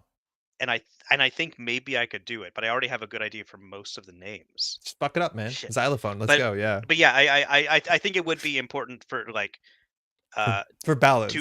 yeah, for a balance and to like impart Metropole Grid superiority on the rest of the game. Like this is a card that was named because Patrick was bullied on stream. Yeah, good. There has to be more cards like that. I hope you don't think you're bullied. I thought that was really fun. No, I did have a lot of fun. I just get confused. I I had a rough childhood, so I'm confused about what bullying and friendship are. Mm. I get them confused sometimes. Okay, you ready to talk about your deck? Yeah, let's talk about Zaya Sadeki. Okay, so I really like the starting point of your deck. So your deck Hmm. was inspired by the White Blade deck. I did a whole deck dive on this. I think this is such a Hmm. fantastic deck to learn to pilot Yep. because it's such a fundamentalist deck. You went out the way to put spice in it, so you went away from the fundamentals, which that's fine. That's fun. That's how I do it. Xanatos Gambit moment. How's it going, by the way, Helix? So this deck, Mhm. I've talked a lot about it on the channel. In short, our game plan is to be aggressive really early and then set up our Mhm. multi-axis and then do haymakers with Zaya. So early game, we can get single axes while getting paid. That's really nice. Force the corporation to slow down, res their ice, protect centrals more because then they can't push their remote server. The more that they're uncomfortable not having the economy and the ice to push their remote server, the stronger cards like Inside Job and Boomerang are, the more cards flood in HQ, and then you just snowball through them. So you want to face check into ice almost without consequence in the early Mhm. game until finally you transition to getting your limited amount of breakers down. And when I teach people how to play the game and with this deck, I'll put 2 mutual favors because I think that is a Mhm. struggle for players, is just putting on pressure without your breaker or just like finding your breaker when you need it more accurately. And then eventually we have Paladin, Twinning, Chesva, and Biobans is really good. Really like this deck. I think the easiest way Mhm. I would put 1 Waken Plan, 2 mutual favor, and then just say like, cool, you're good to go. Mhm. Now you made some changes to it. You're on 41 cards, not a Yep. big hurt there. We're still under 45, so feels good. The thing I like about building runner decks is there's Yeah. no upper limit. Just No, keep putting cards on it. You never have to take away, even though I just keep did take going. away. Yep. So what did you change for the Uh, deck? so I added 3 jailbreaks, which is a card I just really like in Zaya. I mean, like I going back to the the gateway meta. That's just it fits. I also really like a multi-access card that doesn't rely on any kind of combo or setup, whereas pretty much everything else that she has access to, like the twinning and wake and plant, both rely on like extra effort, whereas jailbreak is just jailbreak, and To that me, yeah, sorry, go ahead. and the other thing is jailbreak can combo with all her other multi-access. Yeah, it's really cool that you can play the So strong it event just and play other stuff as much as you can, Mhm. like inside job, but you don't often inside job centrals. Yep. To me, like I don't love Jailbreak as much as like it's absurd in Zaya. If they don't ice up centrals, it's one of your best turn one plays. There's no way Mhm. around it. Yep. But at that point where they iced up, I think I'd rather have just about any other card in the deck so we can get Mhm. to the point where a twinning and a Waken Plant does better. I think maybe if you want to go for a Jailbreak, I would maybe consider cutting 1 Waken Plant, which is only good in certain matchups, Maybe. and like maybe that balances it off. So now we're not too multi-axis heavy, but it's Mhm. a cool card. And like on its minimum, if you're getting in, it's like that sort of cantrip that replaces itself, which is good. Exactly. Yeah. What else do you do? I also had Miss Bones. I didn't expect heavy asset spam, but it's just a matchup I hate playing no matter what runner I am. So I'm Mhm. just like, I don't know how to play against it effectively, so I'll just put in a card that plays against it for me, and I can like put my brain into Miss Bones and let her take care of that for me. Cool. I never ended up installing her. I think Yeah. Yeah, she's good. She's Mhm. good. I do think the other deck doesn't have it. If you put more pressure on centrals, maybe you get enough money, but it's hard to say. Yep. Otherwise, you cut one class act, and let me tell you, I think class act is one of the best cards in the meta right now. Yes, And I regretted it. I yeah, should have kept 3 for sure. it's really, really good. Criminal needs all the card draw they can have, let alone this is such a nice tech card. Admittedly, like Pat, the deck that you're playing on the corp side, this is the card that beats it on the spot. Like that's why you play Yes. 3 class act, because you run archives, you steal 6 points, you install a class act, and maybe you just win, right? Like it's Yep. so good, let alone all the combo kill decks like the ones that we played today. So this is a thing that your meta is dependent, but I really like it a heck of a lot. I feel like Oh, as a member of the NSG lore team, narrative team, I should be looking at chat because people are sending us so many good X names for cards. Xenolith, Xenolith sounds Scissored. like a great name. Thank you, Pete. Triple X Haxor is a connection. That's I think Triple X Haxor showed up in one of the Aaron's at work, right? Yeah, that was Aaron's Sleepy Hollow story. Yeah. Yeah, break your name Xerxes. I Hmm. think the card name that I want to be put into a card the most is Cutlass. I think I really like the name Cutlass. Cutlass will be fun. It's a good name. When they revealed Revolver, I wanted to call it 6-shooter, and I think I still want to put 6-shooter in there. I'm also consider like I mean, I could just go through my list of like card names I want to give, Yeah. but there's like a lot from science fiction. Like I was rereading one of my favorite novels, Embassy Town, which Okay. features a communication technology called MIAB. MIAB is an acronym. Can you guess what it stands for? No. Message in a bottle. Oh, cool. I think it's just like a very cool sci-fi esque name for a communication Yeah. technology, and I want to put it on the card someday. That's really nice. Pirate Haley rejoices. Yeah, right. Cutlass will be fun. Yeah, no, I like Yeah. weapon subtypes. I think there's a lot of Hmm. really fun names for weapons. All right. But What yes, so other that's things basically it. changed here? Because you have a reprise here, but I guess that might be 41th card syndrome, right? Yeah, it's basically the 41th card. I mean, I also dropped one Earthrise as well, but I figured No, the that deck didn't run 3. No, it was only on 2. You cut a daily I was cast. only into. Oh, I guess I got a daily cast. I mean, Yeah. in the end, I had a lot of money most of the time, Okay. so I like I daily didn't really casts. feel the Uh, loss of it. But yeah, I also like it because this is a deck that has fun tricks with installs in a weird yes. way. So daily cast actually Yes. does work quite well, which is the It other thing we can talk about. Via yep. bans that second option modal ability. Mhm.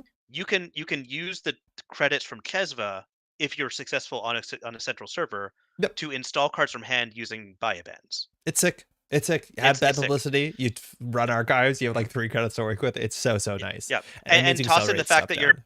and if you're installing a Carmen, it's even better. Like the click compression there is just so wonderful because you Yeah. make a successful run and then you install Carmen. It's cheaper and you're basically paying for it with free credits. It's Yeah. wonderful. It's cool. Hmm. It's definitely cool. Well, the run isn't it's successful already, right? Yeah, because this has to Hmm. be on a successful trigger. That's pretty neat. Talk about the breakers too. Like I know that you said, and this is kind of the realization I'm also running into is like Shibboleth. I don't like it. Mm. It's like It not it that just good. it becomes a bad card pretty soon. Really quickly. Like I And like I love the idea of I love so many things about the idea of this card, but I was yeah. so frustrated because it just only seemed to appear in my hand when it was going to be useless. And thankfully I had boomerangs to get through tow gates Yes. and stuff like that, but And still mind you, very Boomerang Inside Job is really good in the meta right now. That should be no hmm surprise on the Boomerang front, but Inside Job's really good. Look at the decks we're playing into this evening. But yeah, Shibboleth, like if you're playing 2 mutual favors, maybe you get it down sooner.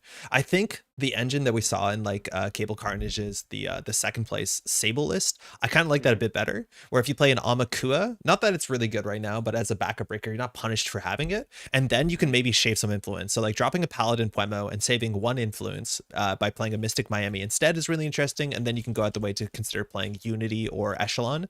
I think you need to free 1 more influence for Unity, but Unity is the hmm better late game decoder, especially when you have 4 icebreakers if you're playing Yeah. Amakua. And then And it's kind Echelon of easy is to get to. Yeah. yeah, Echelon's no different. Now, the cool thing about like having a bad decoder is that when you're running central servers, like Chesva kind of makes up for it as much as like it could hmm make up to make any breaker better. But I think there's ways that you could swap around a bit of the influence to get maybe a better breaker suite in, which is a bit frustrating, but it's not the worst. Now, I do want to say the daily cast, I do like it a lot. I think you have to balance between the accesses, like the money you get from accesses. If you play against a hmm lockout deck, like you really do value the third daily casts. And so if you played on the Yep, weekend that's and you're true. allowed to get your accesses all the time because people weren't respecting you, you were getting your breakers down, they were not icing up well enough. Like it's always a Andre, balance when you play criminal yeah, between, you know the Montreal meta. No one respects me, yeah, that's true. Yeah. especially when I sit down at the table and play as I am. So Yeah. Yeah, your boomerang bravado. Sorry, boomerang. What's it called? Jailbreak R&D turn one. Let's Mhm. go. Now let's talk about Reprise, because like Reprise, I genuinely think is probably a better card than amount of play it sees, and it admittedly is Yep. 41st card syndrome as much as we see Mhm. it. But this is But the it is card yeah, that it's like a blows pet out. card. Yes, Yes, people call it a win more card, and I'm like, yeah, of course it is. That's what I want to do. it That's 100% the is. And like we mhm, already have Hermes, but like this is actually a really good card for the mhm, matchups in which you're already like I don't know, if you play against like hyper BTL Glacier and they get a Pharaoh's 3 advance, like it's going back to hand. Like it's really cool the amount of tricks that this allows you to do as long as it is firing consistently, which arguably you can do with like building up twinnings and mhm, waken mhm. plants and all that sort of stuff. I'm excited to play it because I do think that the narratives that you get from when the Reprise fires are super super memorable, and then in the games Yes. that it doesn't fire, you barely forget it was there. I mean, that's a great point. The narratives that you can come away with like these incredible haymakers. This is like this is one of the biggest haymaker runner cards that we got after June said that they were adding more haymakers to the game. Yeah, It's just so satisfying to like bounce back even if like a rezzed piece of ice. Like that's devastating sometimes yeah. when credits are already tight. Or like my favorite use of it, which I've mentioned in the comments, is in one game I bounced my opponent's unrezzed spin doctor because it was Even obviously Rest is messed up. even res is pretty messed up, yeah. Yeah, And then I use the run clause to go after archives, and they're like, yeah. oh, I thought I had Shit. that protected, and it's just gone all of a sudden. I think that's Yeah. so cool. And I think there's probably a lot of like weird ways you can make Reprise work for you that are not super Hmm. intuitive. But I think you're totally right. Like bouncing a spin doctor running archives is a game winning play that nobody plays Hmm. around because nobody plays this Yep. card. And so I think the highs on this are like a bit more flexible and creative. I Yep. wonder, and it's only one card, but does this incentivize us to play one paladin, one mystic? Because this is a pretty expensive Mm. event, but we'll find out. Most of We'll my play it as events are, is. yeah. I don't know. I'm really not sure. I guess 15 of my events cost money, and so All of them says Mystic, jailbreak. all of them, yeah, exactly. So Oh, I mean, sure. 15. Excuse me. That's a lot. Okay, so 14. Yeah, so like Mystic would have value. Yeah. And we saw that like that this is the sort of event package you saw. Mind you, we weren't playing Hmm. jailbreaks that Sable was playing, and that's a good list too. Hmm. Give it a spin. I love this deck. Again, we're going to focus on where the agendas are, hitting centrals, being aggressive. But yeah, it's just the good deck with a bit of a twist in it. Kind of, whether you want to swap this. I think we have to play a third class act though. And we'll cut the Sure. bones and say we don't play against acids. Yeah, I'm. That's what I would say too. Yeah. And down the road, like yeah, probably mess with the breaker suite. What is the deck called? Shibboleth? Shibboleth, how could you? It's of course named after my iconic appearance on this stream when I spoiled Shibboleth for the world, It was a lot of fun. and then Shibboleth ended up spoiling my own games at the CO, even though I ended up winning. So All right, 41 canonically correct. Oh, Jenny was I don't shouting think out Iru working with Zaya. Unfortunately, yeah, it doesn't because Zaya says no, it's when the yeah, it run doesn't. ends. Yeah, it's Hmm. unfortunate. It's really cool. Are we figuring out the Shibby replacement before playing? No, I think we're gonna play it as is. Like I've played Hmm. the deck before. Shibby is not the best card in the list, but it's like it's also not the worst. Like it's not exciting. Ideally at that point where if you find a big code gate, you're boomeranging it anyways. So like Hmm. I don't think it's like easy to identify the worst card in the deck, but it doesn't ruin the deck. True. I will say you're aware the gender advice from the replay review is helpful at locals to teach a player how to play an early aggro deck. Hell yeah. I see that come up so often with newer players where it's like just an Hmm. understanding of not only where the agendas, but like if the corp's drawing and they have a scoring remote server and they didn't jam in it, they're probably not an HQ. Like those sort of things are so Yep. important because then you waste your whole turn and your money getting a really bad access. I was actually teaching some new players, some coworkers who were curious about the game, just the other day, and like I had to kind of hold myself back from giving them strategy tips as while also giving them like here's how the game play works. But one thing I mentioned was like, so you notice that like I've drawn a lot of cards, and it's hard to not say that, but I think it's useful for them Yeah. to know because like winning is one way you learn sometimes. Okay, we're playing against Ace, so that's This a good matchup. We don't have to yeah. miss bones. That's a bummer. Hmm. I don't love this hand. No, it has stuff that I'd like to see in a few turns, Yeah. but maybe not right away. So I'm okay with mulliganing this. Waking Plant like is really good into the HP matchup because they're one of the decks that can't ice up HP that well. That actually is quite good, but we can mulligan this. Mhm, Like the twinning is useless early. The Dawkins is nice. The Bravado's really good because mhm. we Bravado remote server click one most games. But hey, Yep. that's a strictly better hand. There we go. I'm happy with that. And we still got bravado. Very Yeah. helpful. Okay, so divide by 5. Basic idea. Hmm. Turan mulligan 2, so his hand might suck. He drew first click. His hand probably sucks. So this is where you'd love to have that jailbreak turn one, because they can't ice up. If they want to make the play in their remote server and do Asa stuff, they can't ice up centrals. And this is where like that's the thing is Exactly. like I Oh, think your whoa, whoa, matchup whoa, whoa, into whoa. oh we played into these yes Okay. we can get blown out really early. So one of these is an NGO friend, so he has 10 credits. So that's an announce. Well, no, it's going to be something big. Yeah. Do we just bravado Okay. it? I'm okay with just bravadoing it, actually. Yeah, we played into this, and Bravado. like the mitosis is as much as it's for influence. Like if you have a good hand, it is an absurd amount of click compression. Okay, NGO friends what we expect. So we'll see what he res. MIC is pretty bad. Brawn, we just click through this, right? We just click through it, or even just yeah. We just click through it because that's money for us, and then that's fine. We can't steal the the what's it called, the Ikoa, but if he scores on Ikoa turn one, I think we're pretty happy. Yep. He probably has an ice in hand, so I don't want to let him brawn. We could also like keep a click to run centrals, and if he installs an ice, he goes down to 1. But keep 2 clicks actually, or you're thinking like you let the first thing fire. Yeah, I think we just double click through it. No. No. I like if we're gonna click at all, I think we click the whole way through. Or so what's we the worst just case? click the first one. I think the worst case is he installs an ice that he then reses. But then he goes down to 1, and what can he do? I guess he could score out. Yeah, let's click through all of it. Okay. Because like he could still in theory seamless and score out like an off-world on 0 credits. Yeah, unfortunately we don't get Zaya, but that's good. Okay. Yeah, no, that's great. That's fine. That was an over advanced Vitruvius. I'm okay with that. Yeah. So now he can jam the remote server turn over turn. So we have no good way of checking this besides Reprise and or inside jobs. So we need to get our class X down. We need to hit centrals. He did not double install, which means no upgrades, no ice. That's really wild. This 2-headed giant energy. Yeah, it's good fun. Playing with people is like a lot of fun.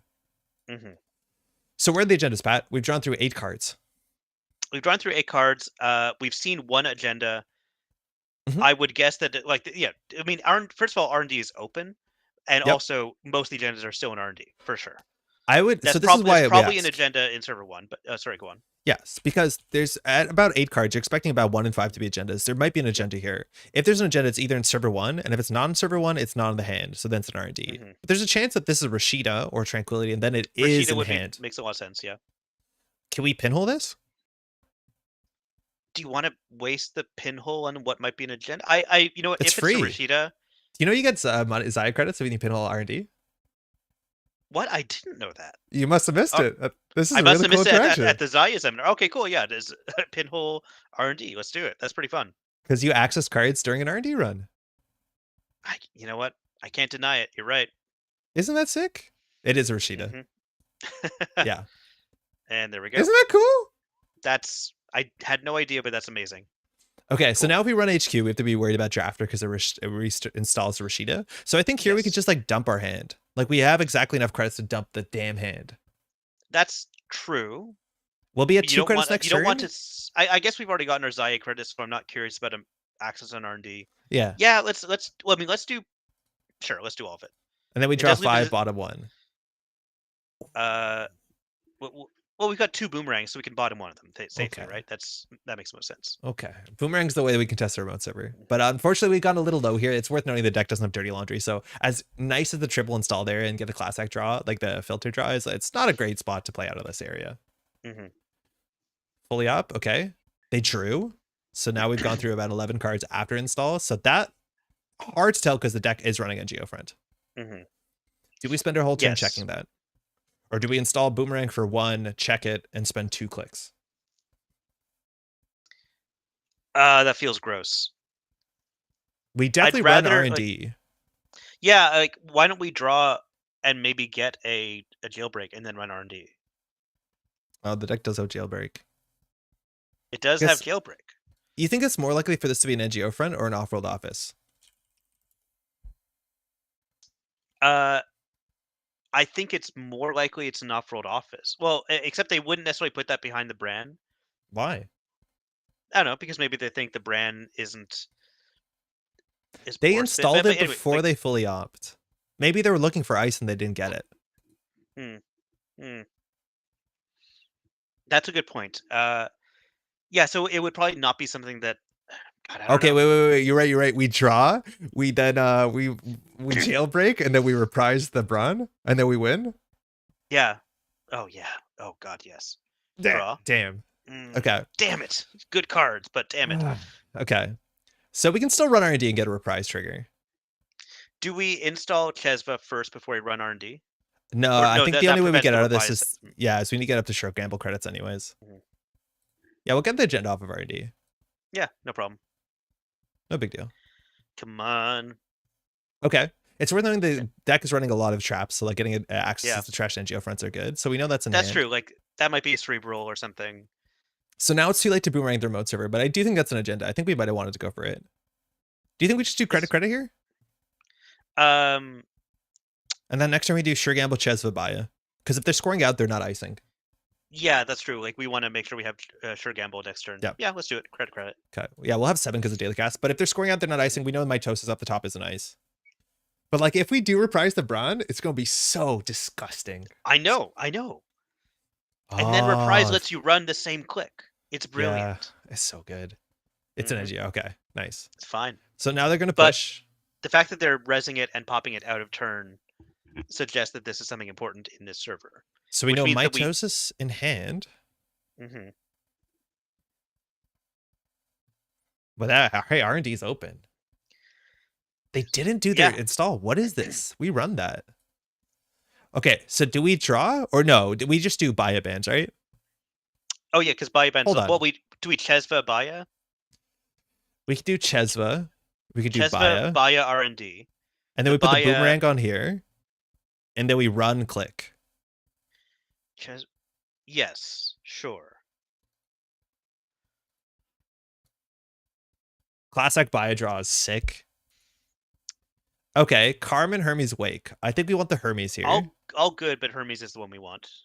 Okay.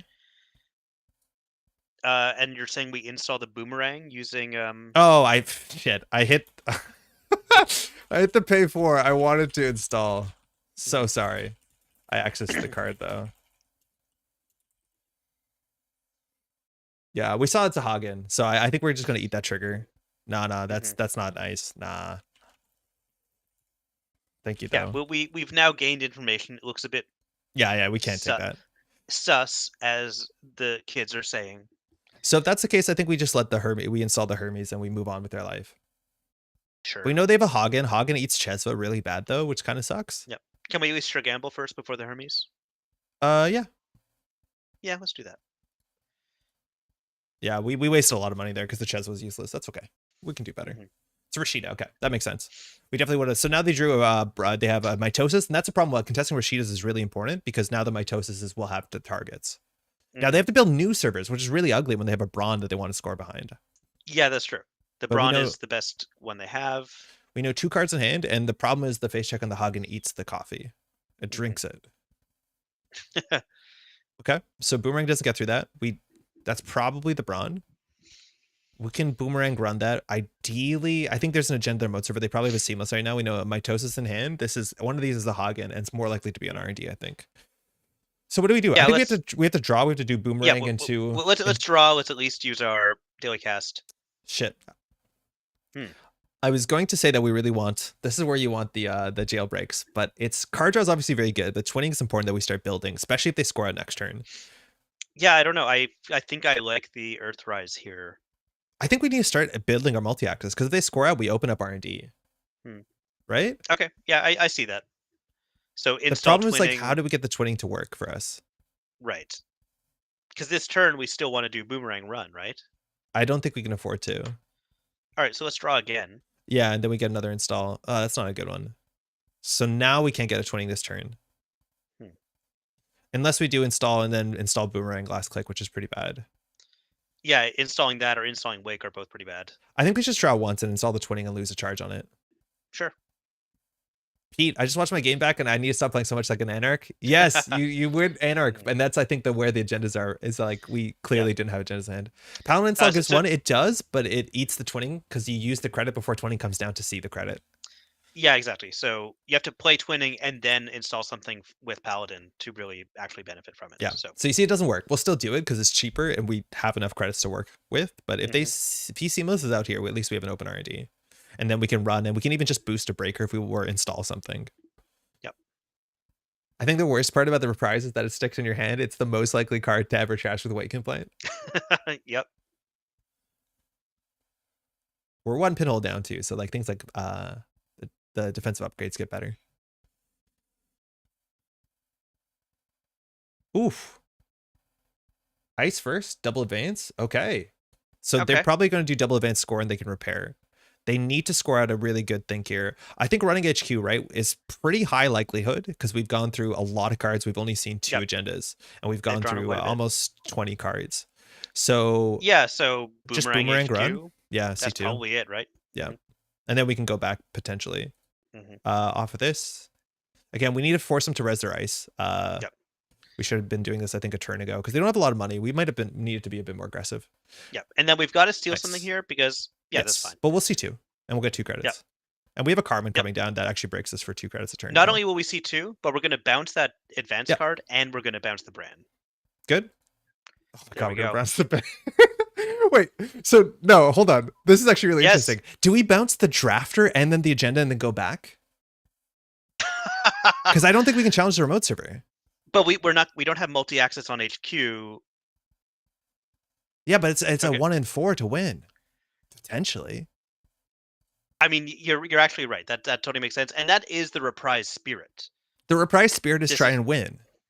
We get 2 singles on HQ and force them to pay another 3 for drafter. Like, that's still really good. Having them to spend a click and res another damn drafter. Yep, I like it. Like, if we steal an Echo, we win. And Reprise is the coolest card ever printed. Well, also, we'll access the drafter. That's a bummer. Come on. Crushing. Yeah. Damn. It's fine. That's why runners have 4-click turns. Yeah. The Malat has Aeneas and Wheels as multi-access conduit. Oh, that makes sense. Mitosis. Ah, shit. Okay, so we knew half the hand. An agenda, a Mitosis, and a drafter. That was still a brutal turn. Yeah, it's still a really good turn. Because now they push out, they push on their remote server, they have to set this up. Now we have to get a Carmen down or we have to draw, but that's still a good turn. This is why Jailbreak goes hard too. Bounce R&D, multi R&D is a strong play. You can't exactly do it with a Reprise, but for the last couple turns, I think, yeah, we would have been really good to draw into a Jailbreak. And we have 3 and 27. I'm hoping that my win at the Montreal circuit opener creates a Reprise meta. Like, I want people to see it like, oh, this won a CO. How many times did you play the Reprise? Once? Not even? No, I played Reprise. I guess I played it in 2 out of my 3 games, I think. Do we run server 1? Thumb up. No, you should definitely hit enter after thumb jump. So we've seen 1 drafter so far. We think the Hagen might be on R&D. We can, like, they have to res. Like a Gatekeeper we're expecting here, a Magnet we're going to expect here. That's not that bad. We could draw once and like try and find another Boomerang and like go R&D and C2. That's pretty good. Yeah, let's class act draw. Okay. The problem is they have, stuff. Cards and stuff. Yeah. I don't mind daily cast. I like, as much as I like Jailbreak, and we can't really definitely get into either of those servers. I think we cut one Wake-In plan for the Jailbreak, so we're going to play them. So here they can score out and potentially we get a bounce. So I think we just set up this turn, right? And we install with Paladin. Draw again, daily casts. Getting Shippo down, we can keep that in hand, but we have 2 breakers. We want to make a nice Archives run. Like, we need to draw into a Cheswa. So I think we draw once more and install daily cast. Yep. Great. Perfect. We could have considered taking only 1 off Paladin, but I don't think we have to grade it. We get Cheswa credits. Eventually, those are amazing. Seamless. Okay, let's see what they get. If it's a 5-3, we're happy. If it's a 4-2, they have a click to repair. That's better for them. Do we want to bounce the ice on here? I think we want to do the ice here. Expensive? The ice here is better because then they can't ace on the remote server. Oh, cool. Yeah, I like that. That's a good point. Yeah, buy events is absurd here, Jai. You're right. It's really, really good. So now we know there might be a drafter here. We know they still have a Mitosis in hand. And now if they wanted to get their like value double install here, they leave R&D open. This is sick. Because now we see 4 cards off of R&D. How many cards did we see? Well, we're going to install something with... Yeah. With that. If we had a breaker, we could just boost with Cheswa. I think we installed Shibboleth, right? Yeah, let's install Shibboleth for the heck of it. And then we just go. Make sure we have a click and 2 credits left. 4 cards. Get paid. Ah, Zaya is so fun. They res a Nico, sick. Okay, mutual favor, sure gamble. Mutual favor finds us a Fractor. I don't think we need the sure gamble. We're gonna have a lot of money after this. I think mutual favor is the way to go here. Yeah. How many? All of them. We'll lock the deck. NGO front. Yep. Trash it. Whatever. Credits. Spin. Yep. Trash it. I don't care. Yep. Yeah. Wow. Wow. So, hang on. We're going There's back. a new card on I, top of R&D. I guess we're Yeah, going back. We I guess thought we just go. we locked that. Okay, weird. Yeah, let's see what the top card of R&D is. Let's see if it's trashable. Yeah, the Nico on the remote server is great. And this is where like the difference between icing up R&D and pushing in the remote server. 2 spin doctors out. All the Rashidas are out. That Dash was 4. brutal. Magnet. Okay, cool. Yeah. So here we can mutual Okay. favor to get the Kurapira. I think getting on the Carmen, we should. It's like we need a draw here because we need to find a biobands to go archives to get the Carmen down. Because installing the Carmen here, we want to do with the Paladin, but I guess it doesn't matter because we're gonna be running with Cheswa. I guess the Carmen means we can run our HQ click 1 next turn. That seems good. Let's do it. Yeah, let's do it. Yeah, so we're weak still to Hagen. If we do get our breaker down, Hagen is only 2 credits. Man, how much Econ Zaya generates? It's good. And it feels win more, but it's like you generate these by just putting the twinning down. Yeah. All right. Credit. So let's draw a biobands or something like that. Second chest was good. Second chest was great. So now we expect the HQ ice to be. Well, this could be a Megan. It could be a Hagen, but I think the Hagen's either here or here. So I think we run HQ and force a res. I think the HQ is still a drafter. I think they reinstalled a drafter. Okay. They can comfortably res it. If it's a Hagen, we lose this Chesva. We have a second one. It's fine. Yeah, for sure. It's a drafter. Okay. Of course, whatever. We don't care. We could have considered getting the second Chesva down. Okay, so we know mitosis. We think this is a magnet or a Hagen. I think we can choose to see cards here. Yeah, I'm okay with seeing 1 extra card. Let's do it. Nice. Good to get that out of the way. It doesn't actually do anything. It just means we see Gatekeeper. Good to know. That's very annoying for Shibboleth. Okay. 2 credits. So we can mutual favor for Kurapira. Mutual favor. Yeah, let's do it. And then we'll have our Doom Rig. We can install Cheds. We can install Waken Plan and just go ham next turn. Yeah. Yep. If we read R&D, if it's they have to spend forfeit and we lock the top of the deck, I think that's good. I don't think they have agendas. We're paying 2 from pocket, which is not amazing. And we're only seeing a single card. Yeah, it's a Hagen. Okay, good. So they have all their ice res. Hermes is still annoying. Oh, it's 4? Ugh. I'm a monkey. Oops. We have to do it, but that sucks. MIC up the top is good. Okay, yeah, now all right, we can farm but this. The next turn Ron. is Chesva, Wake, HQ, R&D. I'm not sure if we can afford it, but you probably can. Ideal.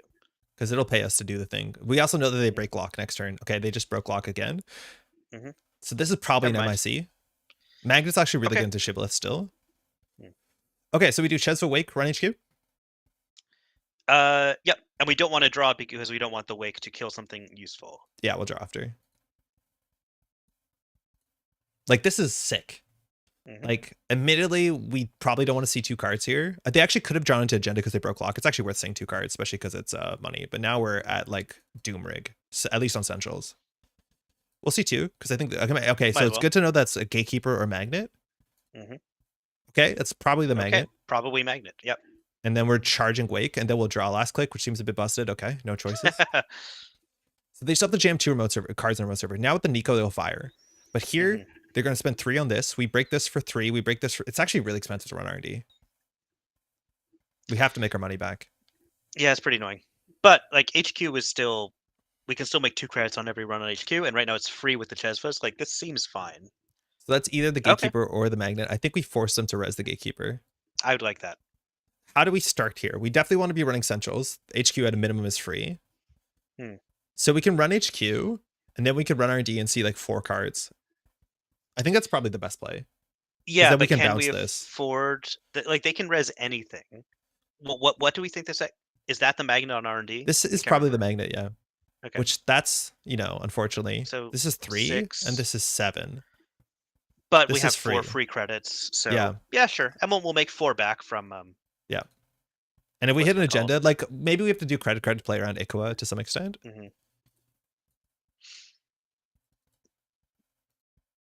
We won't see any cards here, right? Oh, they drew. I don't think they drew into 2 agendas though. Seamless. Okay, scary. Good to know. Nope. Okay, so if we think this is a Magnet, they res it. Again, this is 4, this is 5, 6, 7. We need to have 2 credits and 2 clicks though, which is kind of difficult. We could have used the Chesva for that, but we can't. Yeah, the icebreakers don't feel amazing. I mean, I still want to see 4 cards because we have the Hermes. Like the Hermes is But going to do not being work. able to steal Iqua means we're trying to win off of a deck with 14 points in it.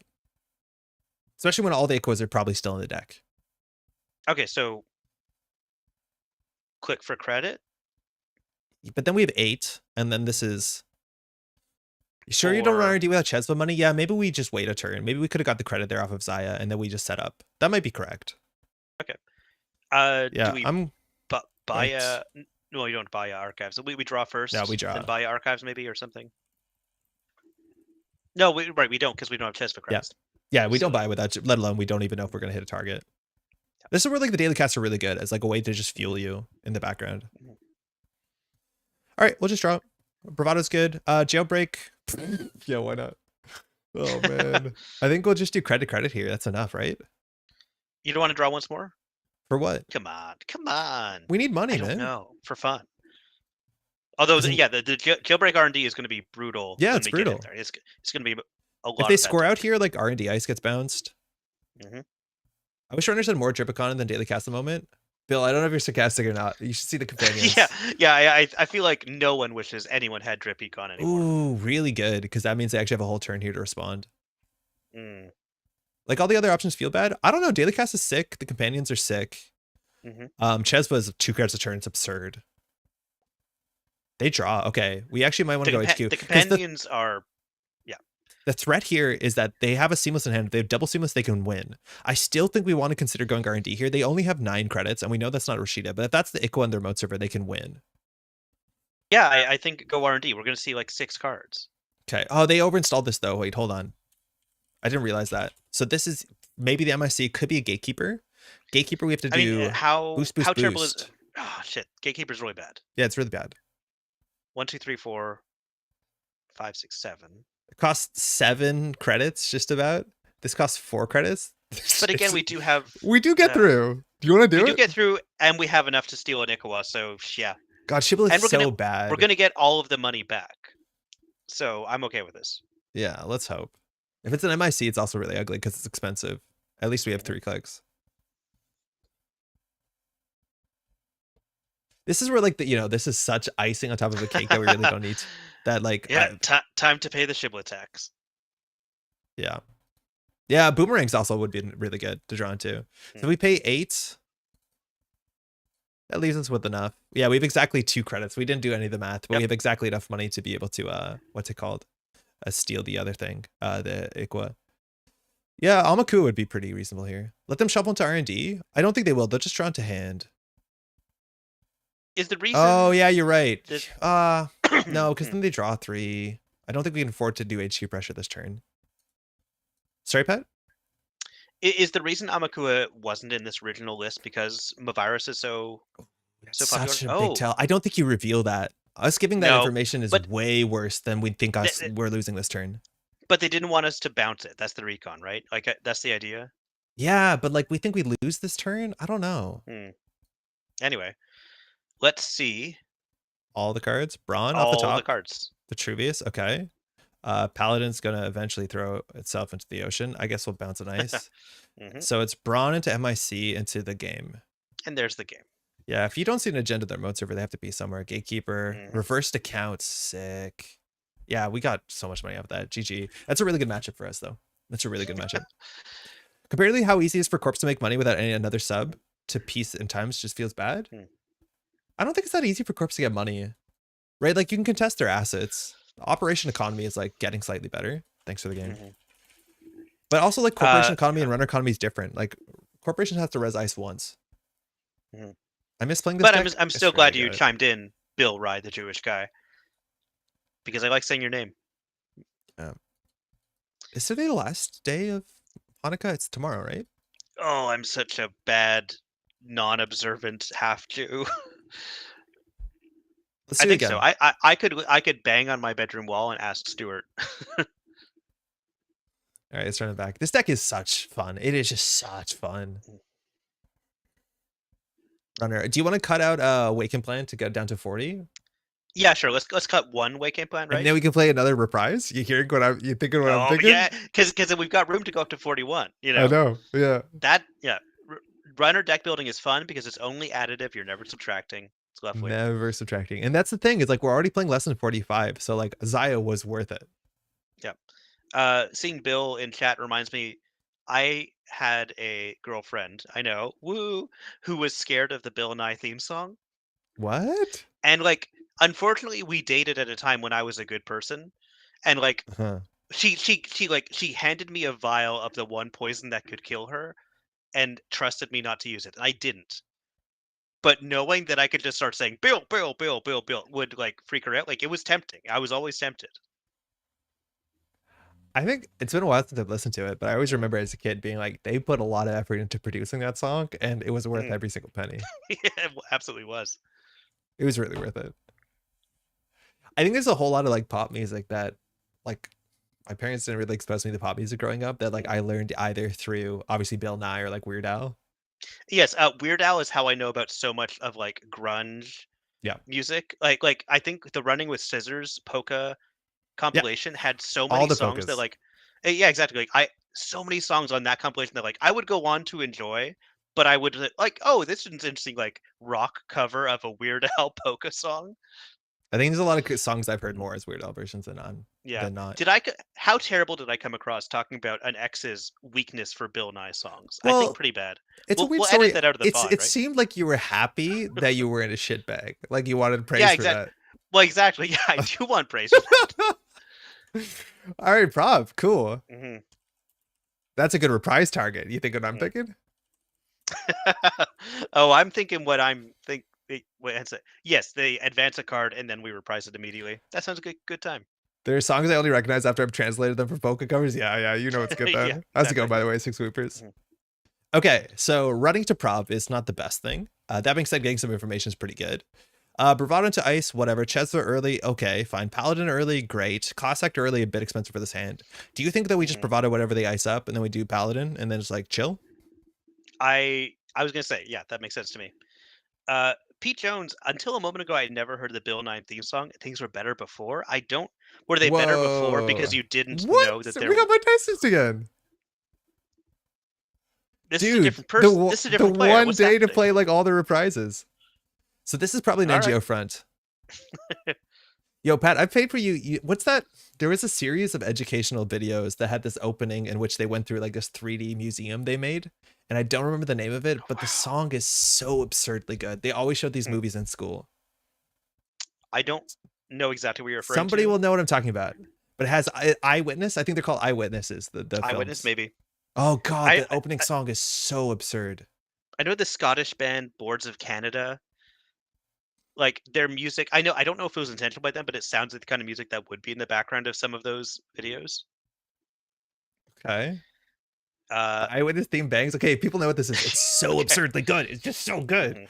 Pat, do we run any of these? It does what is it? 5 damage if it's narrow, and then we just God, die if it's the one that hurts us. I hate this. Which one are we running? I guess we'd run server 2. I guess. They have no money, right? That doesn't matter. We're gonna take a shit ton of tags when it's Yeah, checkist. we Oh, they Sicilian advanced it. this. We died. It's a checkist. Okay. So we're not gonna trash it. So now we're playing tag me. That means that we can run server 1. Sure. My big op is always it's a Wait, reversed accounts. did we not trash? No, you don't trash a Yeah, I checkist. guess because we know what it is. Yeah, makes sense. Oh, we should have trashed Okay. it actually. It costs 0. Like, what are we playing around Oppo? Hmm. I don't know. I like Prav is gonna be running. Mm. That's ours now. We Sure. have to win. I Because we guess have we a do have to win problem. eventually. Yeah, Trick of Light is probably something they're running. Yeah, yeah, we probably should have trashed that. Hmm. They have no money though, which is sick. Yeah, playing around Oppo doesn't matter when we're at 5 tags. Trick Light is something that these sort of decks probably do play. Hmm. Okay, Yeah, so the this is problem a is we don't turn have one. money. We have no way of getting money besides drawing into Jailbreak. Mhm. All right, run Okay. RD. Yeah, run RD. Let's draw Make for a credit, see a Jailbreak. card. What Okay. Okay. are you gonna do? Except Advance? ping is. Oh yeah, but bouncing that would be amazing. We have to. Yeah, we have to, and then we gain a credit. Okay. So this is fine. Ugh. Because we're gonna have to transcend beyond the need for resources. I don't think we can afford to play the twinning for a couple reasons. Right. Chess is usable money. It is, but like if we get it down and we don't actually use it to do anything, it's not usable. Just so long as Reprise lives. Yeah, I don't care what we trash. Okay, on 3 credits, what can they res? Another ping? That's fine. I guess we have 5 tags. Yeah, what are they going to do on 3? Nothing. They're advancing. They probably have 2. Yeah. Okay, you want to win this turn? Okay, whatever. Yeah, fine. Yeah, whatever. Oh my god. Whoa, hang on. What? Well, I mean, we do have Reprise. It's not worth it. They can't res. Okay. But we need Bologna credits. That's the issue. That stays. That's a worse draw for them than anything else. We just do credit. Well, we have Reprise, and we're at 5 agenda points. What did you do? But if we play Reprise, we can't steal Bolognas from hand. Yeah, but this is the last time we'd ever get to play Reprise. You think they're not on 1-pointers? I think they're on more 2-pointers. I think we use Reprise to bounce that 5 advance monstrosity. Okay. Sorry. Yeah, we have Reprise in hand.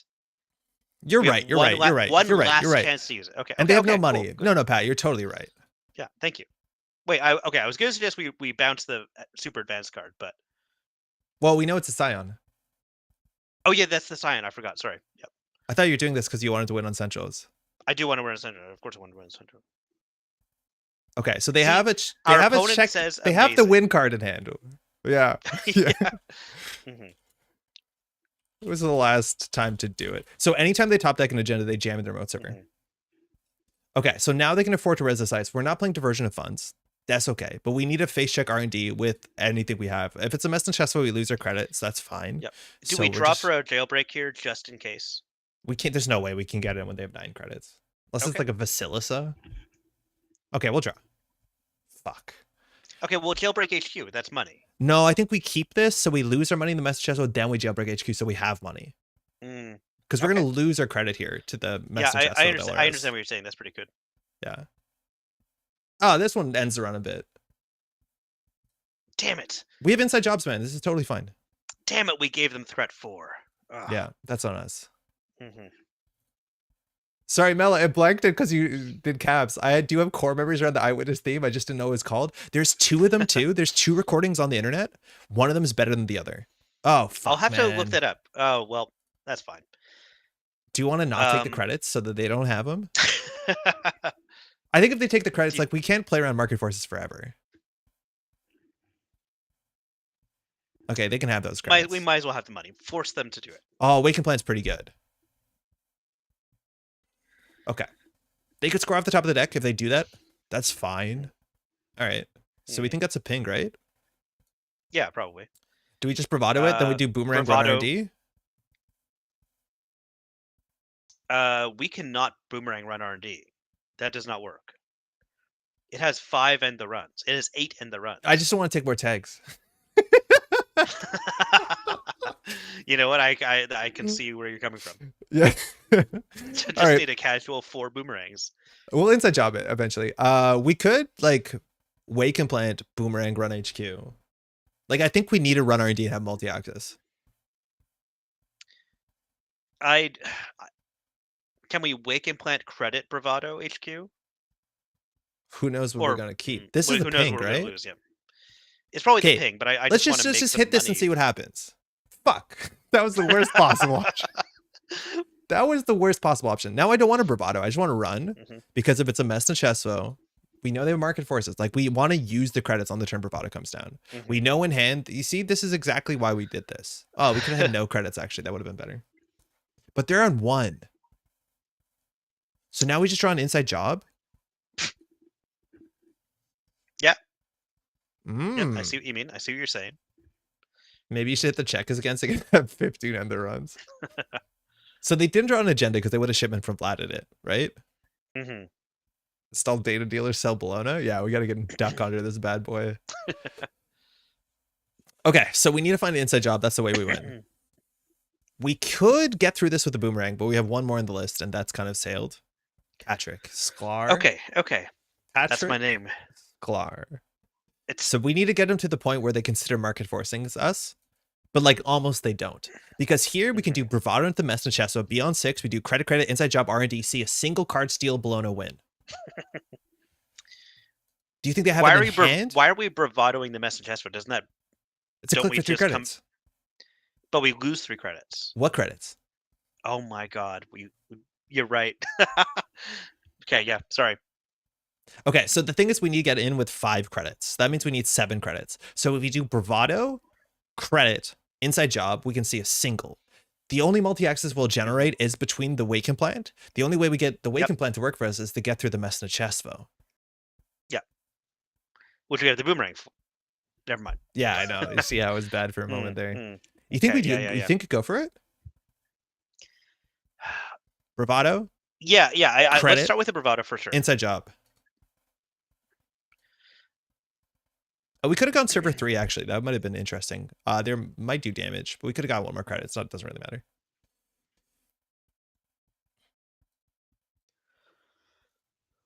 They should be terrified. Is that exactly 5 credits? Oh, that's a shame. Shit. That's fine, though. Yeah. Okay, we've got another inside job in the list. We should try. If they trust us to draw something else, but they have market forces. I don't think we actually want to float this many credits. I honestly don't know. I don't. Well, whenever I'm faced with this many tags and market forces, I start to shut down. We'll just play a paladin. Sure. Getting the Chesla down is actually reasonable. Summon Egret Banner Persephone. This is a really, really good Persephone target. Oh my god, yeah. Like, they trash that. That's actually really good for us. That's cost them a click. Do we know anything about what this is? Oh, it could be the reversed accounts. It's probably the reversed accounts. Start clearing tags slowly? Nah. We're way too late into it. We probably could have, honestly. No, you're probably right. Part of me is putting in scrubbers into my decks because of how core becomes tied to assets. Just if you're playing criminal, you just play Miss Bones. You don't need to do scrubber. In fact, scrubber is like fantastic. Very uncommon in the meta right now. There's a lot better options since that card came out. Yeah, Miss Bones lets you explosively deal with a bunch of assets, even on the team turn it comes out. It's wonderful. Yeah. I really want to start playing Debbie Downtown. Yeah, I think Ken's fine. Like, I feel like Ken's fine. Yeah, with Debbie Downtown, like, it's just a more flexible Miss Bones. I think it's potentially really interesting. For Crimshore, even outside of Crim, Miss Bones is only 2 influence. In Shaper, you do Prisha. In Anarch, you probably do Miss Bones, but you also have other things like just teching. You've got Imp and stuff, yeah. Yeah, Imp's great. Imp's not the best against assets, but Imp's okay. Yeah. Yeah. Okay, so what do we do here, Pat? We know they have the fast events piece. We're pretty sure that's reversed accounts, which, like, if we don't run, it's like whatever. Do we shock them and start clearing tags? We could. If you don't want to play, no, we're good. We're good. No, it's good. Light the Fire is also better than it looks, Bill. It's actually quite playable. Light the Fire is pretty fun. Okay. I think we do clear the tags. Yeah. So gamble, clear tags. Yeah. They'll probably market forces us now. Yeah, but, like, they're not doing anything happening. quickly. I think they wait, but yeah, this is fine. Oh, they got the agenda. That's a shipment from Vlad. For sure it is. Oh, it's a spin doctor. Now they have the agenda.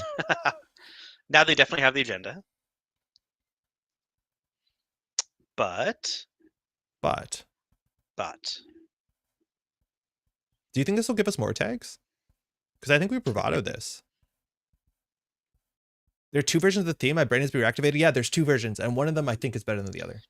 But we've just started clearing tags. I know I shouldn't have tunnel vision on the tag clearing, but if we bravado that, we're just going to end up with more tags by the end of this. But what do you think it is? It doesn't matter, but is it worth 1 extra credit from a bravado to? But we have no other bravado target. Progress. We have no other bravado target. I feel like Stargate's woefully underplayed for runners. It's really hard to play Stargate. You have MU issues. It's not great into Oppo. Stargate is 2 MU, right? Yeah, it's a lot harder to play without the bin breakers, and it's not like you kind of want your pressure in other places. I would rather. Oh, man, I don't know. I guess let's give up on the dream of being. I think bravado server. No. Check this out. Like, this is maybe it's a ping. That's fine. We force them to res. They don't have a lot of money. Yeah, they're pretty low on money. It's true. They might even res through. Some of the rice is kind of pricey. We're pretty sure we know what this is, though. I think this is reversed accounts. No further action. Now we just jack out and clear 3 tags. Okay. Cool. Cool. Job done. And pretty soon that Starlit Night will be easy sailing. Yeah. Oh, buy a bands. It clears tags, right? Oh yeah. Ooh. That's the tag clearing. Like we're gonna clear a tag one turn, but one click before they expected us to. We have killed a twinning and Paladin Puemo, so like our resource economy is actually not that good once we get out of this hole. But like they're not doing anything. We can just clear tags. We will I just feel run like through check us. the Paladin Puemo was installed partly to just drain their clicks and credits, right? Yeah. Yeah, they just reversed like, accounts. Why did they reverse accounts when they have a, what's it called in hand? Market forces. Isn't market force strictly better? Yeah, I'm a bit confused. Okay. Bella, wake up. You're in the wrong universe. All right, this is not going to be a fun game. That's the only reason why we'd want to leave. I got distracted by the museum theme. Where are our tags? What about the counter surveillance? We don't have any. Ah, 1 turn too late. They get the Bologna. Nice. Oof. 1 turn too late. We need to be on 1 tag. Yeah, we might as well. They have market forces. Maybe they want server space? You didn't want to buy a bands to draw and remove a tag? Fuck off. Yeah, that was a great idea. Yeah. It's classic good idea afterwards Sklar. Yeah, that's probably better. Yeah, because we know that this is not worth advancing. It's a shame we lost the boomerang. That's actually going to be really important because we're going to struggle to produce breakers. We're going to have to try and win off of all that, you know, weird stuff. There's 3 cards in archives too. A Hermes would be actually pretty impactful. Again, eventually we can just send it through the Starlit Night. In terms of like our jailbreaks, we have 2 left in the deck, which is pretty cool. Yeah, that'll be useful once we're tagless. We just can't run anymore because they'll advance this card, and that's a problem for us. They use market forces, the installed card goes to waste if they need the server. Yeah, but they spend a click and a credit to make us cost 3. Like, it's a really bad click. Right? Like, it's a 2-click play that they have to install it and fire it and a credit when they could just play market forces. Like, I think you over-installing the thing is better than using it. Have we seen much of their influence at all? Mitosis. oh, Mitosis. Yeah, of course. Asher, we're rooting for you. MUT the Scooge. Welcome to stream. Thank you, the Scooge. What are we doing here? I don't want to run. Yeah, let's just draw. Credit clear? Yeah. Are you worried about RPC? No, not really. The Mitosis, it's hard for them to have influence for Biotic and RPC. RPC is 5 influence, right? Yeah. And they're running tag punishment. Like, they're running a way to win the game, not that. Thanks, I'm in the next room. Oh, yo! How's it going? Wait, what? MUT Scooge is the person on your couch. Oh, of course. Sorry, I forgot who that was. How's it going? Remember the days of playing cash in every deck? Invading my home. I think this RPC is 9. Okay, now hang on. I can hear them laughing from the next room. So my big bummer about cards like cash is like NSG printed a whole bunch of these cards that have limited uses, but then they trash themselves when they're empty. And that so no more selling to spec work and ace and stuff like that. There's so many cards that would be so synergistic, and they just trash themselves when they see themselves out. So like the engine doesn't do anything. The Scooge is making sure we all know that he's not the one on the couch. He was invited. He's not invading. He was invited by the invader. Sure. I think there's a 4-2 in the remote server. They're not doing anything. We're going to force them to do something. It's really hard. They're traps. Like anything could be anything. Loving the stream, so informative. Yeah, welcome to Netrunner. I don't know if you play. I think that's a trap, right? There's no way. I mean, I would assume so. Or maybe they just want to end the game. I think maybe they're tired and they're bored. And they want to end this. Scared of World Tree Food? I think so. I also think like charge doesn't work if the card's empty anyway, so whatever. But yeah, it just inherently hurts ace-ups and it's simul-chip spam too. I think it is the scared of World Tree Food. I think that is part of the design. Like, oh, you know, I mean, I wasn't part of the design decision either, but they're coming out with World Tree. They expect it to be huge. It loves cards that don't trash themselves.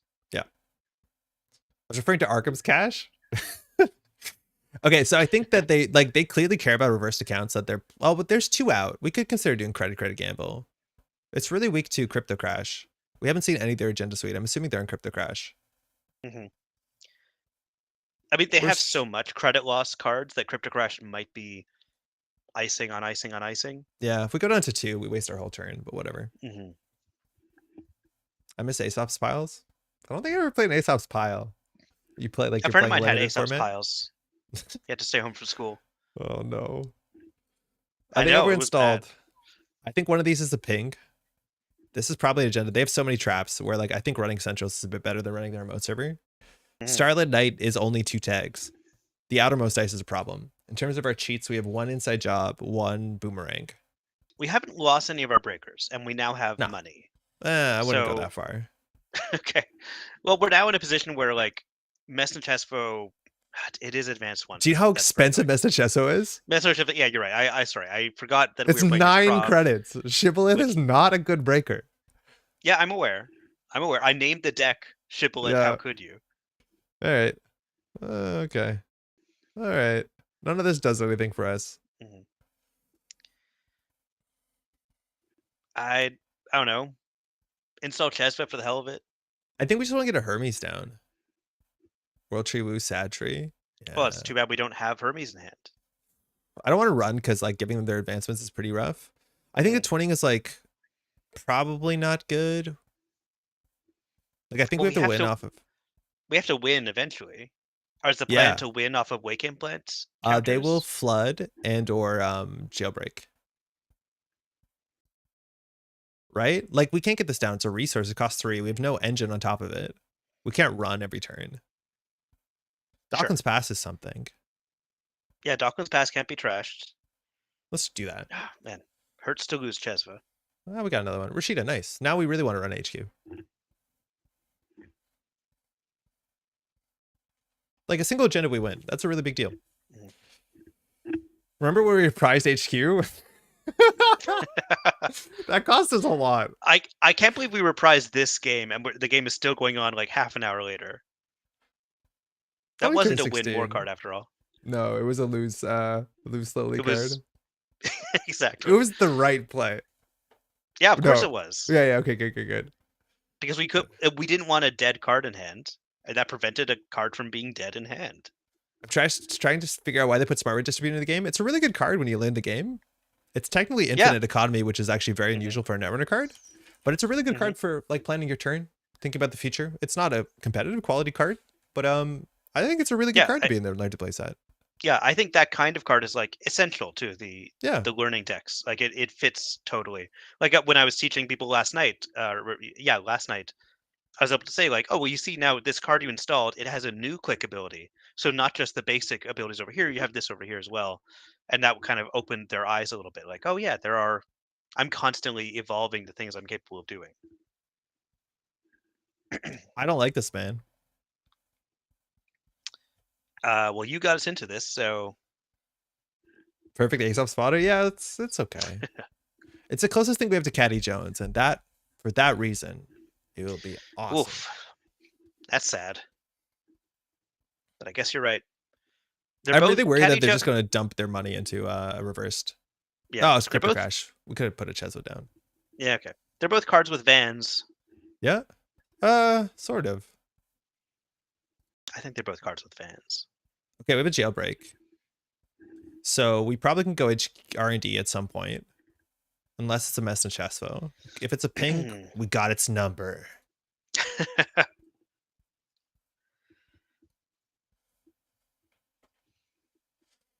Caddy Jones is in a league of all her own. I don't know if Caddy Jones is like the thing the game needs. I think Caddy Jones is fantastic because a lot of people play Caddy Jones wrong. Oh, Corden. Sick. There's not a lot of long-term econ in the corp. Meta was slower. Smart Rate Distributor would be more viable. The meta has to be really slow for that. It's like hard to imagine that you can't win slower than Smartware is worth something. Okay, so now every agenda costs 4. We're assuming that's a blown in their mode server. They might have seamless. That's gross. I think if we obviously didn't run into So basically they're telling us that the game is over next turn because they wouldn't have played that if they thought So the only thing we can do is run Centrals with as much money. Yeah. Okay, so how do we make a lot of money? I'm not even sure Caddy Jones would be good right now. Corps have to win by turn 9 or 10. It's not great. It's good against like the long game stuff, and then people would just play under the bus. How do we make money? We just click for 3 and we jailbreak R&D. I think the closest thing we have to Caddy Jones is Fermenter. Yes, that's true. Except it has like different counterplay, but I think that makes it more interesting than Caddy Jones. We just click street run R&D, right? I guess so, and hope it's Ping? it's nothing. Just hope it's ping. I guess just hope it's ping. If it's a message, No, yes, but well. ping would stop us because the Starlit Knight would get a tag. We getting in the run. Oh, so true. Yep, so true. You know, So they don't true. think it'd be like it is, but then it ping. But then it'd be like that. Yeah. Oh, that was really bad, man. Taking 5 tags on turn 1. We probably could have dealt with that differently. We tried to close the game off. We shouldn't have. There we go. GG. Good game. Thanks for the game. Man, I can't believe a game where we played Reprise is a game where we lost. I know. It's probably the first time in history. It's wild too. It's like the jailbreaks were the cards that we really wanted. There were 13 cards, like, okay, 3, 6, 7, 8, 9, 10, 11, 12. There might be points in archives, but like just going HQ with a single run would probably do it. Yeah, Boomerang's next. It's hard with the Corden. Corden is like really good improv. I think Corden's underplayed. It's just the imp decks make that bet. Catch your end. All right, let's run it back. Cool. Wow. So what do you think? Do you want to look at the breakers? No. Okay. I think it's a hard thing to change because you have to change a lot of the influence around that would be a more involved change for sure. And like the breakers are bad, but they don't cost you the game often. No, it's like and I'm still liking this deck quite a bit. Like I'm not seeing, like, yes, I guess it could use another daily casts. Yes, but I'm still liking the reprises quite a bit. I'm glad I put them in, and I think I'll keep them going forward until I'm really convinced otherwise. Because like having the jailbreak that can also be boosted by twinning and by wake implant is just pretty satisfying. And an opponent who doesn't ice Central's turn 1 if you have jailbreak in hand is just wonderful. I don't like this. It's PE. I think mulligan for jailbreak. Nice. Because they're not gonna ice. Oh, Hermes is really good too. Hermes is gonna be great too. Yeah. So we have to be careful about our breakers here. Let's see what they ice up. Like, sure, gamble, Hermes. We could. Do we buy a band's R&D? I think we might. Yeah. They did. In fact, we could have buy a band's the Hermes. Yeah. EBF. Yeah. Well, we do this one then, right? Yeah. Okay. Sure. Do we want to get the cast down? Access with 3 in hand. I think it's fine. I think it's a cast down. Yeah. Oh, they're scoring out. 303 mitosis curse. Yeah, you're right. It's wild, isn't it? That'd be fun. I don't think we can let them have that. Yeah. We'll just draw here. Sure. Cool. So it looks like they're scoring some bit. Pat, we're gonna see RH tonight. I don't think so, but it's also basically an RH that I think you've seen on a lot of streams before. Like it's not any different from RH. No, that RH deck we've seen. It's the same deck since Worlds. Besides adding snares, I do also think the Ag Confusion deck is that deck, but simply better. Oh, Oppo turn 1. Sick. Wow. I mean, we can deal with that. It's annoying. Yeah, it's like, oh, come on.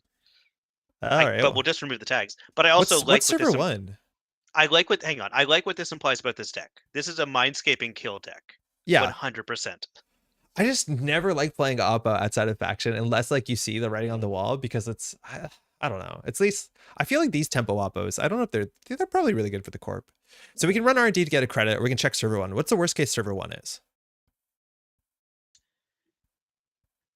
Rashida? I think they're going on tags. I think a checkist is possible. Behold or Snare? Yeah. I guess we want to run R&D and hit a Behold anyways. Sure. Let's go. 1 in a row. We could bounce if we steal an anemone. Okay, damage. Great. All right, good to know. Just draw, remove. Yep. Okay. That's actually a bit worse because they scored an agenda. We lose the shibboleth. We're in a bad spot. Snare wouldn't be that bad because it cost them 4 credits. It's really expensive. Shit. Yeah, we should have ran that. False Read's really scary with Oppo. All right, at least we're going HQ. We don't have a diversion. Diversion here would be really good. So we need to get this down first. Do we put down the wake? If we put down the wake, we have to draw. Like because we do have to worry about snares at this point. If they fire a snare, I think we're pretty happy. Oh, if they fire a snare though, on this click, we lose the game. If they have, but they can't really afford it. Anemone, okay. I think we just draw. So we have to play around this. We don't want to be running on click 2 because if we hit a snare, we end and probably die to the line. Yep. So we know probably 2 anemones. Mm-hmm. I think we're happy to take an enemy with this hand.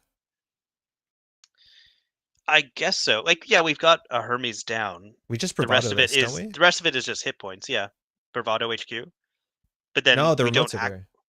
Bravado the remote. But if it's a snare, then They can't an res the enemy ice and snare. snare Right? us. Yeah, but we have 2 clicks You know left. what? Like we just click. You make a good point. I didn't math. Yeah, they just don't have a lot of money. You pronounce a snar? It's snare H. Your breathe sound, breath sound at the end. Snar. Mhm.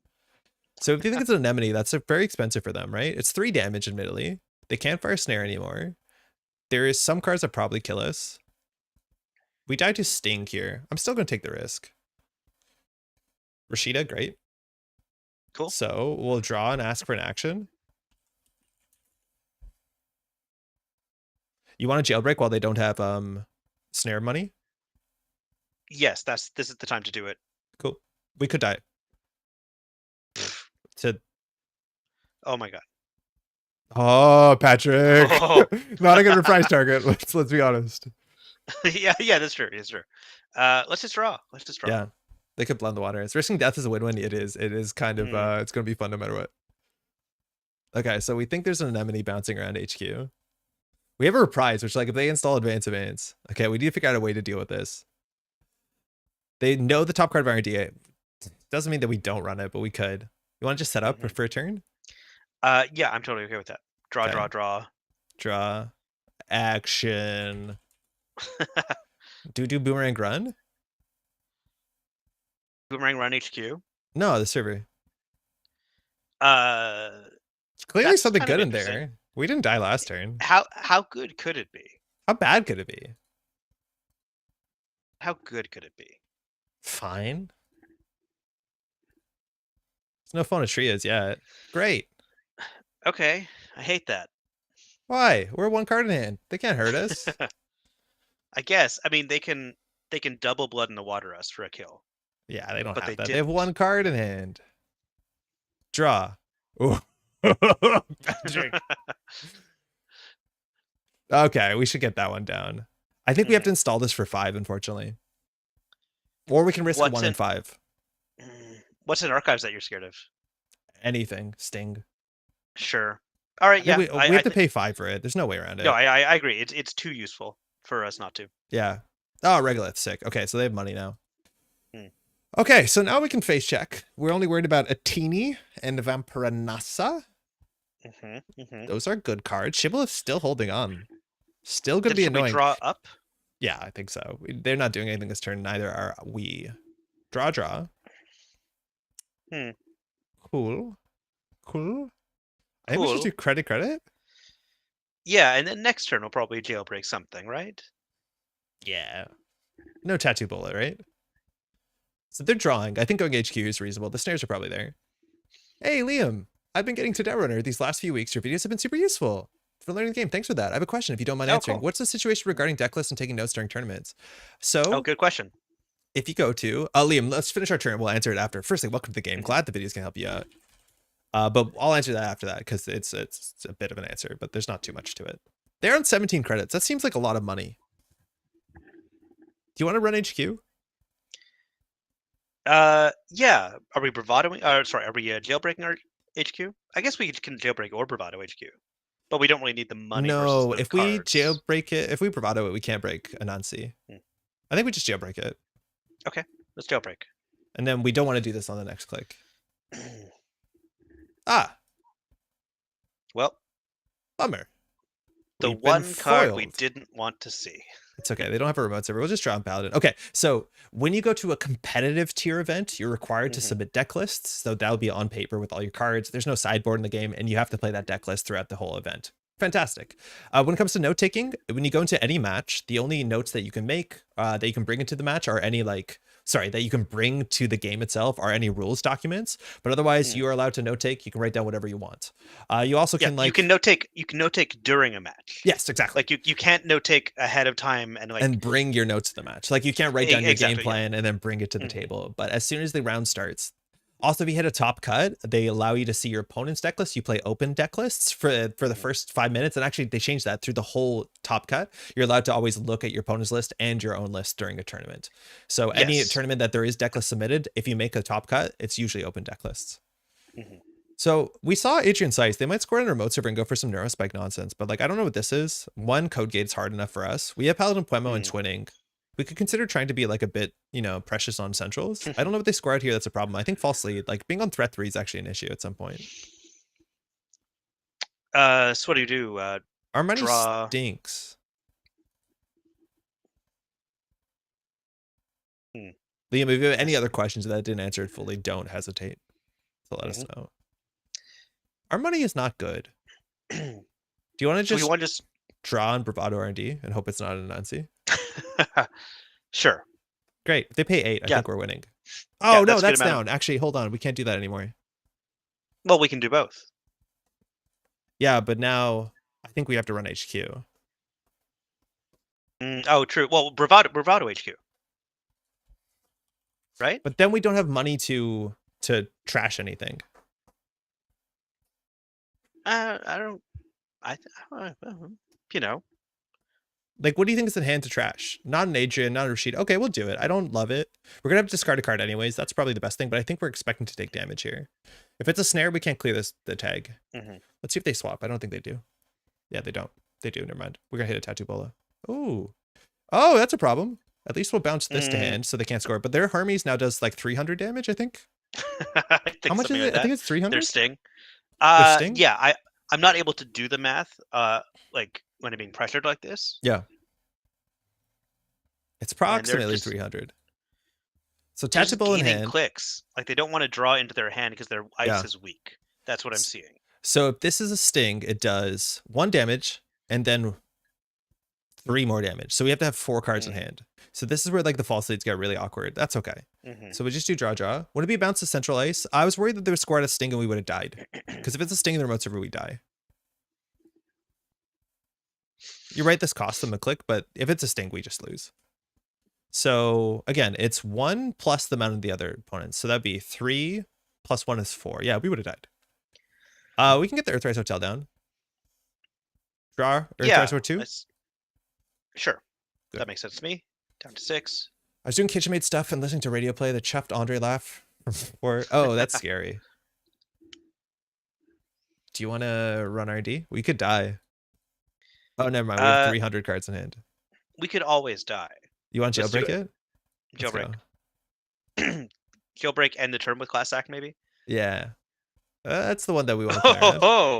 Oh. Okay. I think we trashed this. Yeah, because the sooner we get to see new cards, the better. Okay. That's really interesting, though. Well, that makes sense, right? That's why it makes sense. Snare, that's what we were seeing. Probably Fonatria.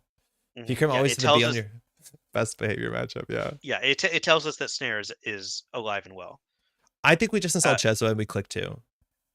Install Chesva before we're running next time. Yeah. Install Twinning, Chesva. Keeping our cards in hand is super important. All right, and I guess we are trying to avoid multi-access because multi-access is scary. Is that something to consider here? Yeah. Yeah. So we don't want to play the class act until a turn that we've run and stole something, and then we can like respond with huge cards in hand. Like this is our panic button. We can install it on the turn that we're going to do something really dangerous. I think we put this down for 1, and then we just credit. Like ideally, we don't want to go huge into the twinning. We can still like feather it. It's optional. Thanks for the answer. I used to play Yu-Gi-Oh! Competitively online. Have any deck lists available to me whenever I want. It's very useful checking what I was left in my deck. In theory, I could. When you play on online events, like I'm not organized play, but like I have no doubt on online events, people have their deck lists around. I don't think the rules allow you to do that. Or something. But most people probably do that for better or for worse. Yeah, there's probably Fonatria there.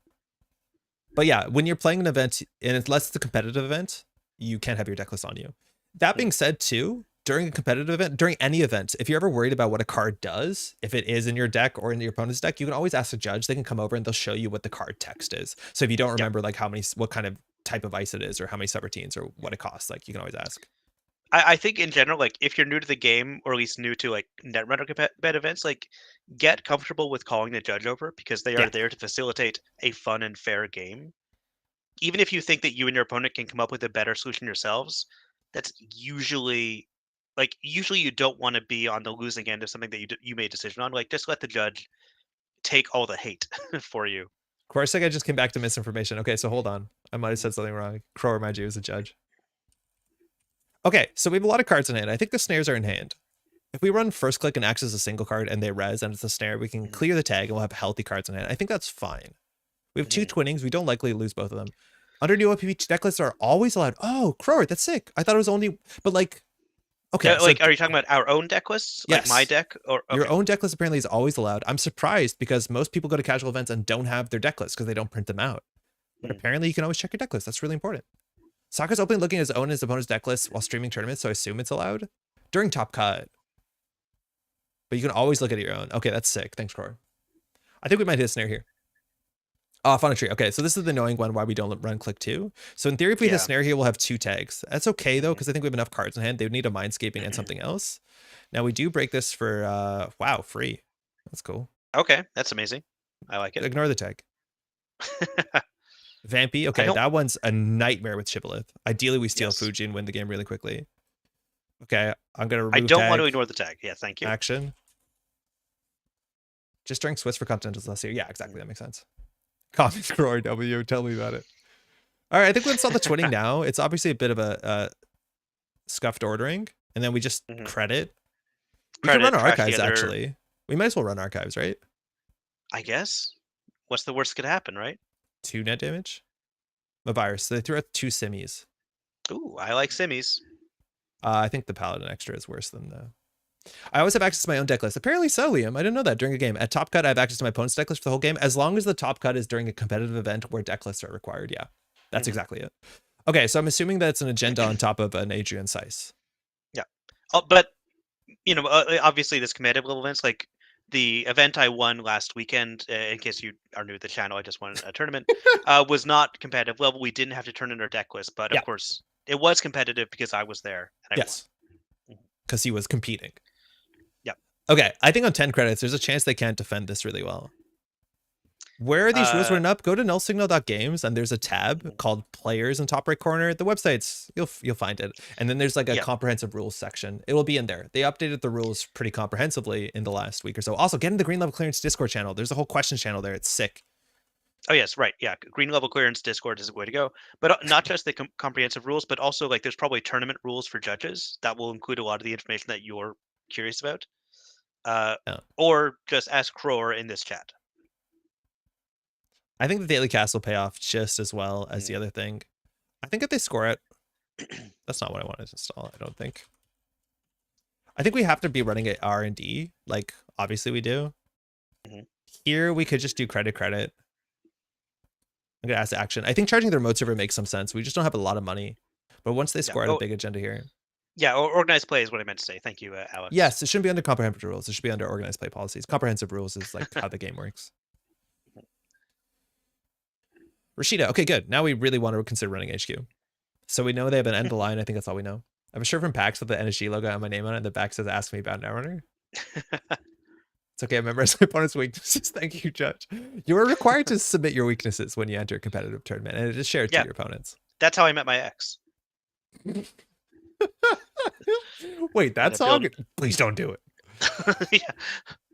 Okay, we run HQ, right? Double phone a tree is annoying. We get the Chesva down probably after. I think it's a bit greedy. It gains us a credit here.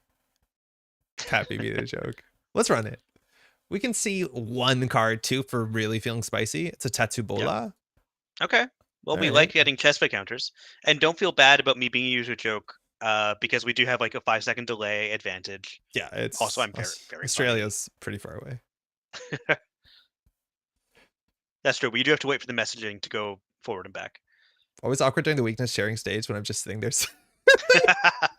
Bro, you're not fireproof. You could always say that.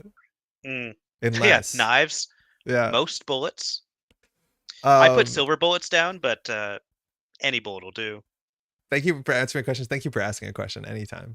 Welcome to the game. That was a very good and interesting question too. How many cards are we seeing, man? We have 3 clicks up. We already have 1 tag. Let's just see 1 extra card, right? Let's just like touch. Oh, okay. Oh, and that's fine. Okay. Let's just put that back. Yep. And then take a bunch of damage. It's and then it's just a couple. Ooh, I Oh, we wish lost we our could have kept thing. it. I know. Wish we could have kept the glass act, huh? Okay, so here we have to clear the tag, Remove, otherwise we lose the game on the spot.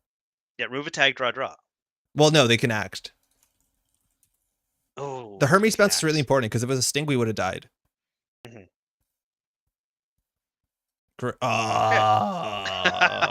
Damn it, we're never gonna be able to play it. It's just a hit point now. You don't know that I'm not fireproof? Oh, public trail. Oh, we die. We die to this. No, we'll pay 8. Yeah, pay 8, of course. Well, we don't die to it. No, we They would can't have. They play did public trail, mindscaping, end of line, we die. Oh, that's true. I think public trail's Mindscaping. underplayed. I don't like these, like, you get caught by just not having enough money cards, unfortunately. But yeah, we would have lost there. I don't know. I like it as an elegant replacement for Seasource. But, like, should the game have had Seasource? Would you rather be tagged during the run, or would you rather be tagged on your turn because you made a run? Riddle me this. I think tags make sense if I'm not being tagged during a run. Because this disincentivizes us to run. Like, just period. Hmm. Like, if we don't have 8 credits, we shouldn't be running. But I don't think... I think a lot of things have to happen outside of a run, and... Paladin. What? She's Oh, no. got too far. It's better than Trace, which is damn. awful. I agree with that. I guess herself? I mean, we could trash the daily cast, but that feels also... No, I guess we're not going Paladin to install a lot of cards. We only have 4 more cards in the stack. And, like, yeah, they're I think 2 class Paladin acts. is gonna... We're actually going to get ground out. I mean, we would have won with 1 extra twinning axes, right? There's actually a chance, yeah. We would have won because we would have bounced the card. Oh, Score very a House of Knives. likely. Very good. Okay. Yeah, choose an unres card. Oh, it's a Prana. Okay, that's whatever. That's fine. I kind of like seeing Prana. Yeah, we just run that. Yeah, especially... We win on R&D, right? We just win. We run R&D, we win? Yeah. Yeah, we run R&D. We see 3 cards probably. Yeah. Sure, why not? How do we not win here? What's the worst that could happen? I mean, they'll do like 1 damage with a House O knife. Oh, we're gonna hit like 3 snares and die on game point, and the Prana kills us. I think we should run the Prana first because there's a chance. Like, we just gave them 3 credits, so we should run the Prana first. Actually, no, we're happier not taking the damage. Okay, and then we access a bunch of cards. Yeah, win. Tough. No, they can have that. Okay. Good game. And then we just win. Good game. Good game. Yeah, the Prana is really interesting. That's a very powerful card, but like I think we'd rather be scared of taking damage than them having an extra 5 credits. Prana is a really interesting card. It's gone like... It's bounced back and forth between being like competitive level and being absolute trash. Pat, and yet it's a card that... Go ahead. I mean, and yet, like, every time I see a Jindeki player running it, I'm like kind of relieved that I'm not taking the damage. Oh, you haven't died to one yet? No, I mean, I think at Worlds, like, I faced one and I had like a pinhole in hand. I just waited until they got really confident in it. Yeah, that happens. That's why you play Eye Confusion or whatever, I guess. Have you played this card, man? No, I don't think I've ever played. Yeah, you'd think I would, but I don't think I've ever played this. Do you know why I think you'd like this? Why is that? When you play Op, and then you fire your Reaper function, and then you get this, it triggers. That's a click for 3 damage. That's really interesting. Isn't that cool? That's really interesting. And then, like, if this on the table and it's iced up, like, you still have so many incidental ways there. Like, border control to an enemy, 3 damage. I like it. I like that a lot. That's pretty cool. I think this card's neat. It's neat. Not killing the Prana is a flag, actually, because you're looking Prana dead in the eye and telling its pathetic existence doesn't matter because you're winning up on R&D. It was very likely we had to trash it that turn. Especially if we had a snare there. Like, we were kind of cooked, unfortunately. Good game, Again. Good games all around. Okay. It's 11:31. That's maybe an awkward time to start another game. So we might... It's awkward for me. Like, yeah, I am a champion winner, a tournament winner. Like, I can't just be spending all night with you plebes. Okay. That got to go to bed. Yeah. I'll be if back it was tomorrow. hurtful, that's because it was meant to be. It was hurtful because there's some truth to it and you know it. Exactly. Yeah, exactly. Tell us about what you're doing tomorrow.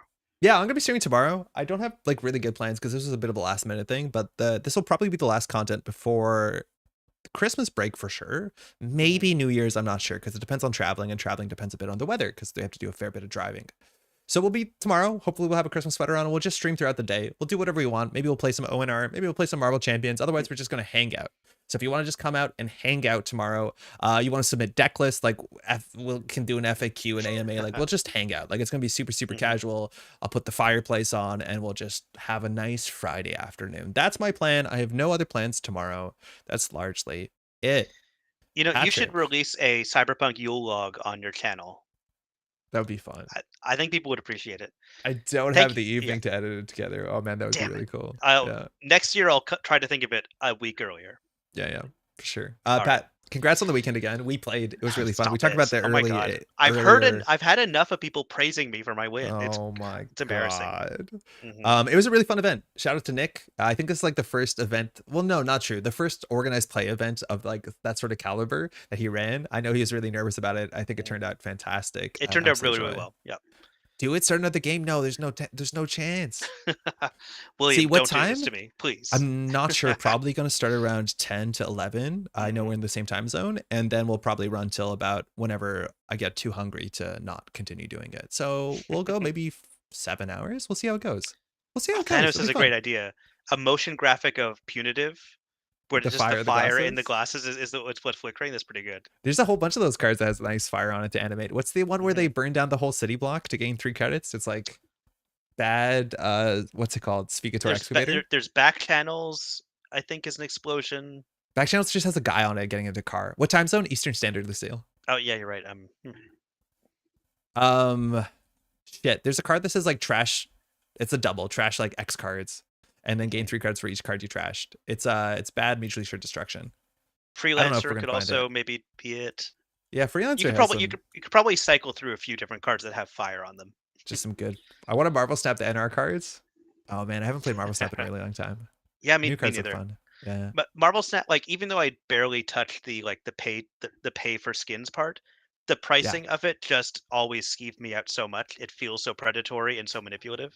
It's like really good if you want to play a game for a bit, because the acquisition you get of free cards by just grinding the ladder, if it's still the same way, is really, really satisfying. That like every like hour you get a new card and it incentivizes deck building. Unfortunately, once you play a lot of the game, the way that you unlock new cards is incredibly slow and or expensive. So yeah, I basically stopped playing when they changed the model because I was not doing new stuff. I was just jamming the same stuff, which is unfortunate. Yeah, and I like the core game so much. Yeah, like I think it's great. It's great that we have a 5-minute long card game that feels clever, that has clever ideas in it. Yes, there's a lot to learn from it. It's a really, really, really cool model, and it's also a kind of card game that only works digitally, because revealing cards at the same time is very hard to do. As much as the folks at Second Dinner did prototype it in paper heavily, obviously, it's obvious that they put a lot. It is a lot like there are paper games like it, like Earthland and Airland and Sea. Yeah, Airland and Sea. Yeah, but it's like because if you put it into paper, like. You take turns. You take turns, right? Like it's similar to Airline. It's apparently similar to another German card game that's pretty old too. This is the fire I'm thinking of. Yes, the Yule log. Yep. Yeah, this card didn't see any play. So, for those who've never seen this one before, there's a reason. It's rotated now. Cool, Pat. Thanks again. Thanks so much. I don't think I'm going to see you before the holidays, man. Have a good one. Well, yeah, you too. Have happy holidays. Say hi to your family for me, and you too. Hopefully we'll see each other sometime. Yeah, soon. I think we'll see you probably at the end of the month. Yeah, we usually do for like New Year's. Extractus Liquidation 2.0. Yeah, it is for real. All right, take care, y'all. We'll see you tomorrow. Bye, everybody. Thanks so much for hanging out and for all the games, and we'll see you in a bit. Have a good night. Ciao.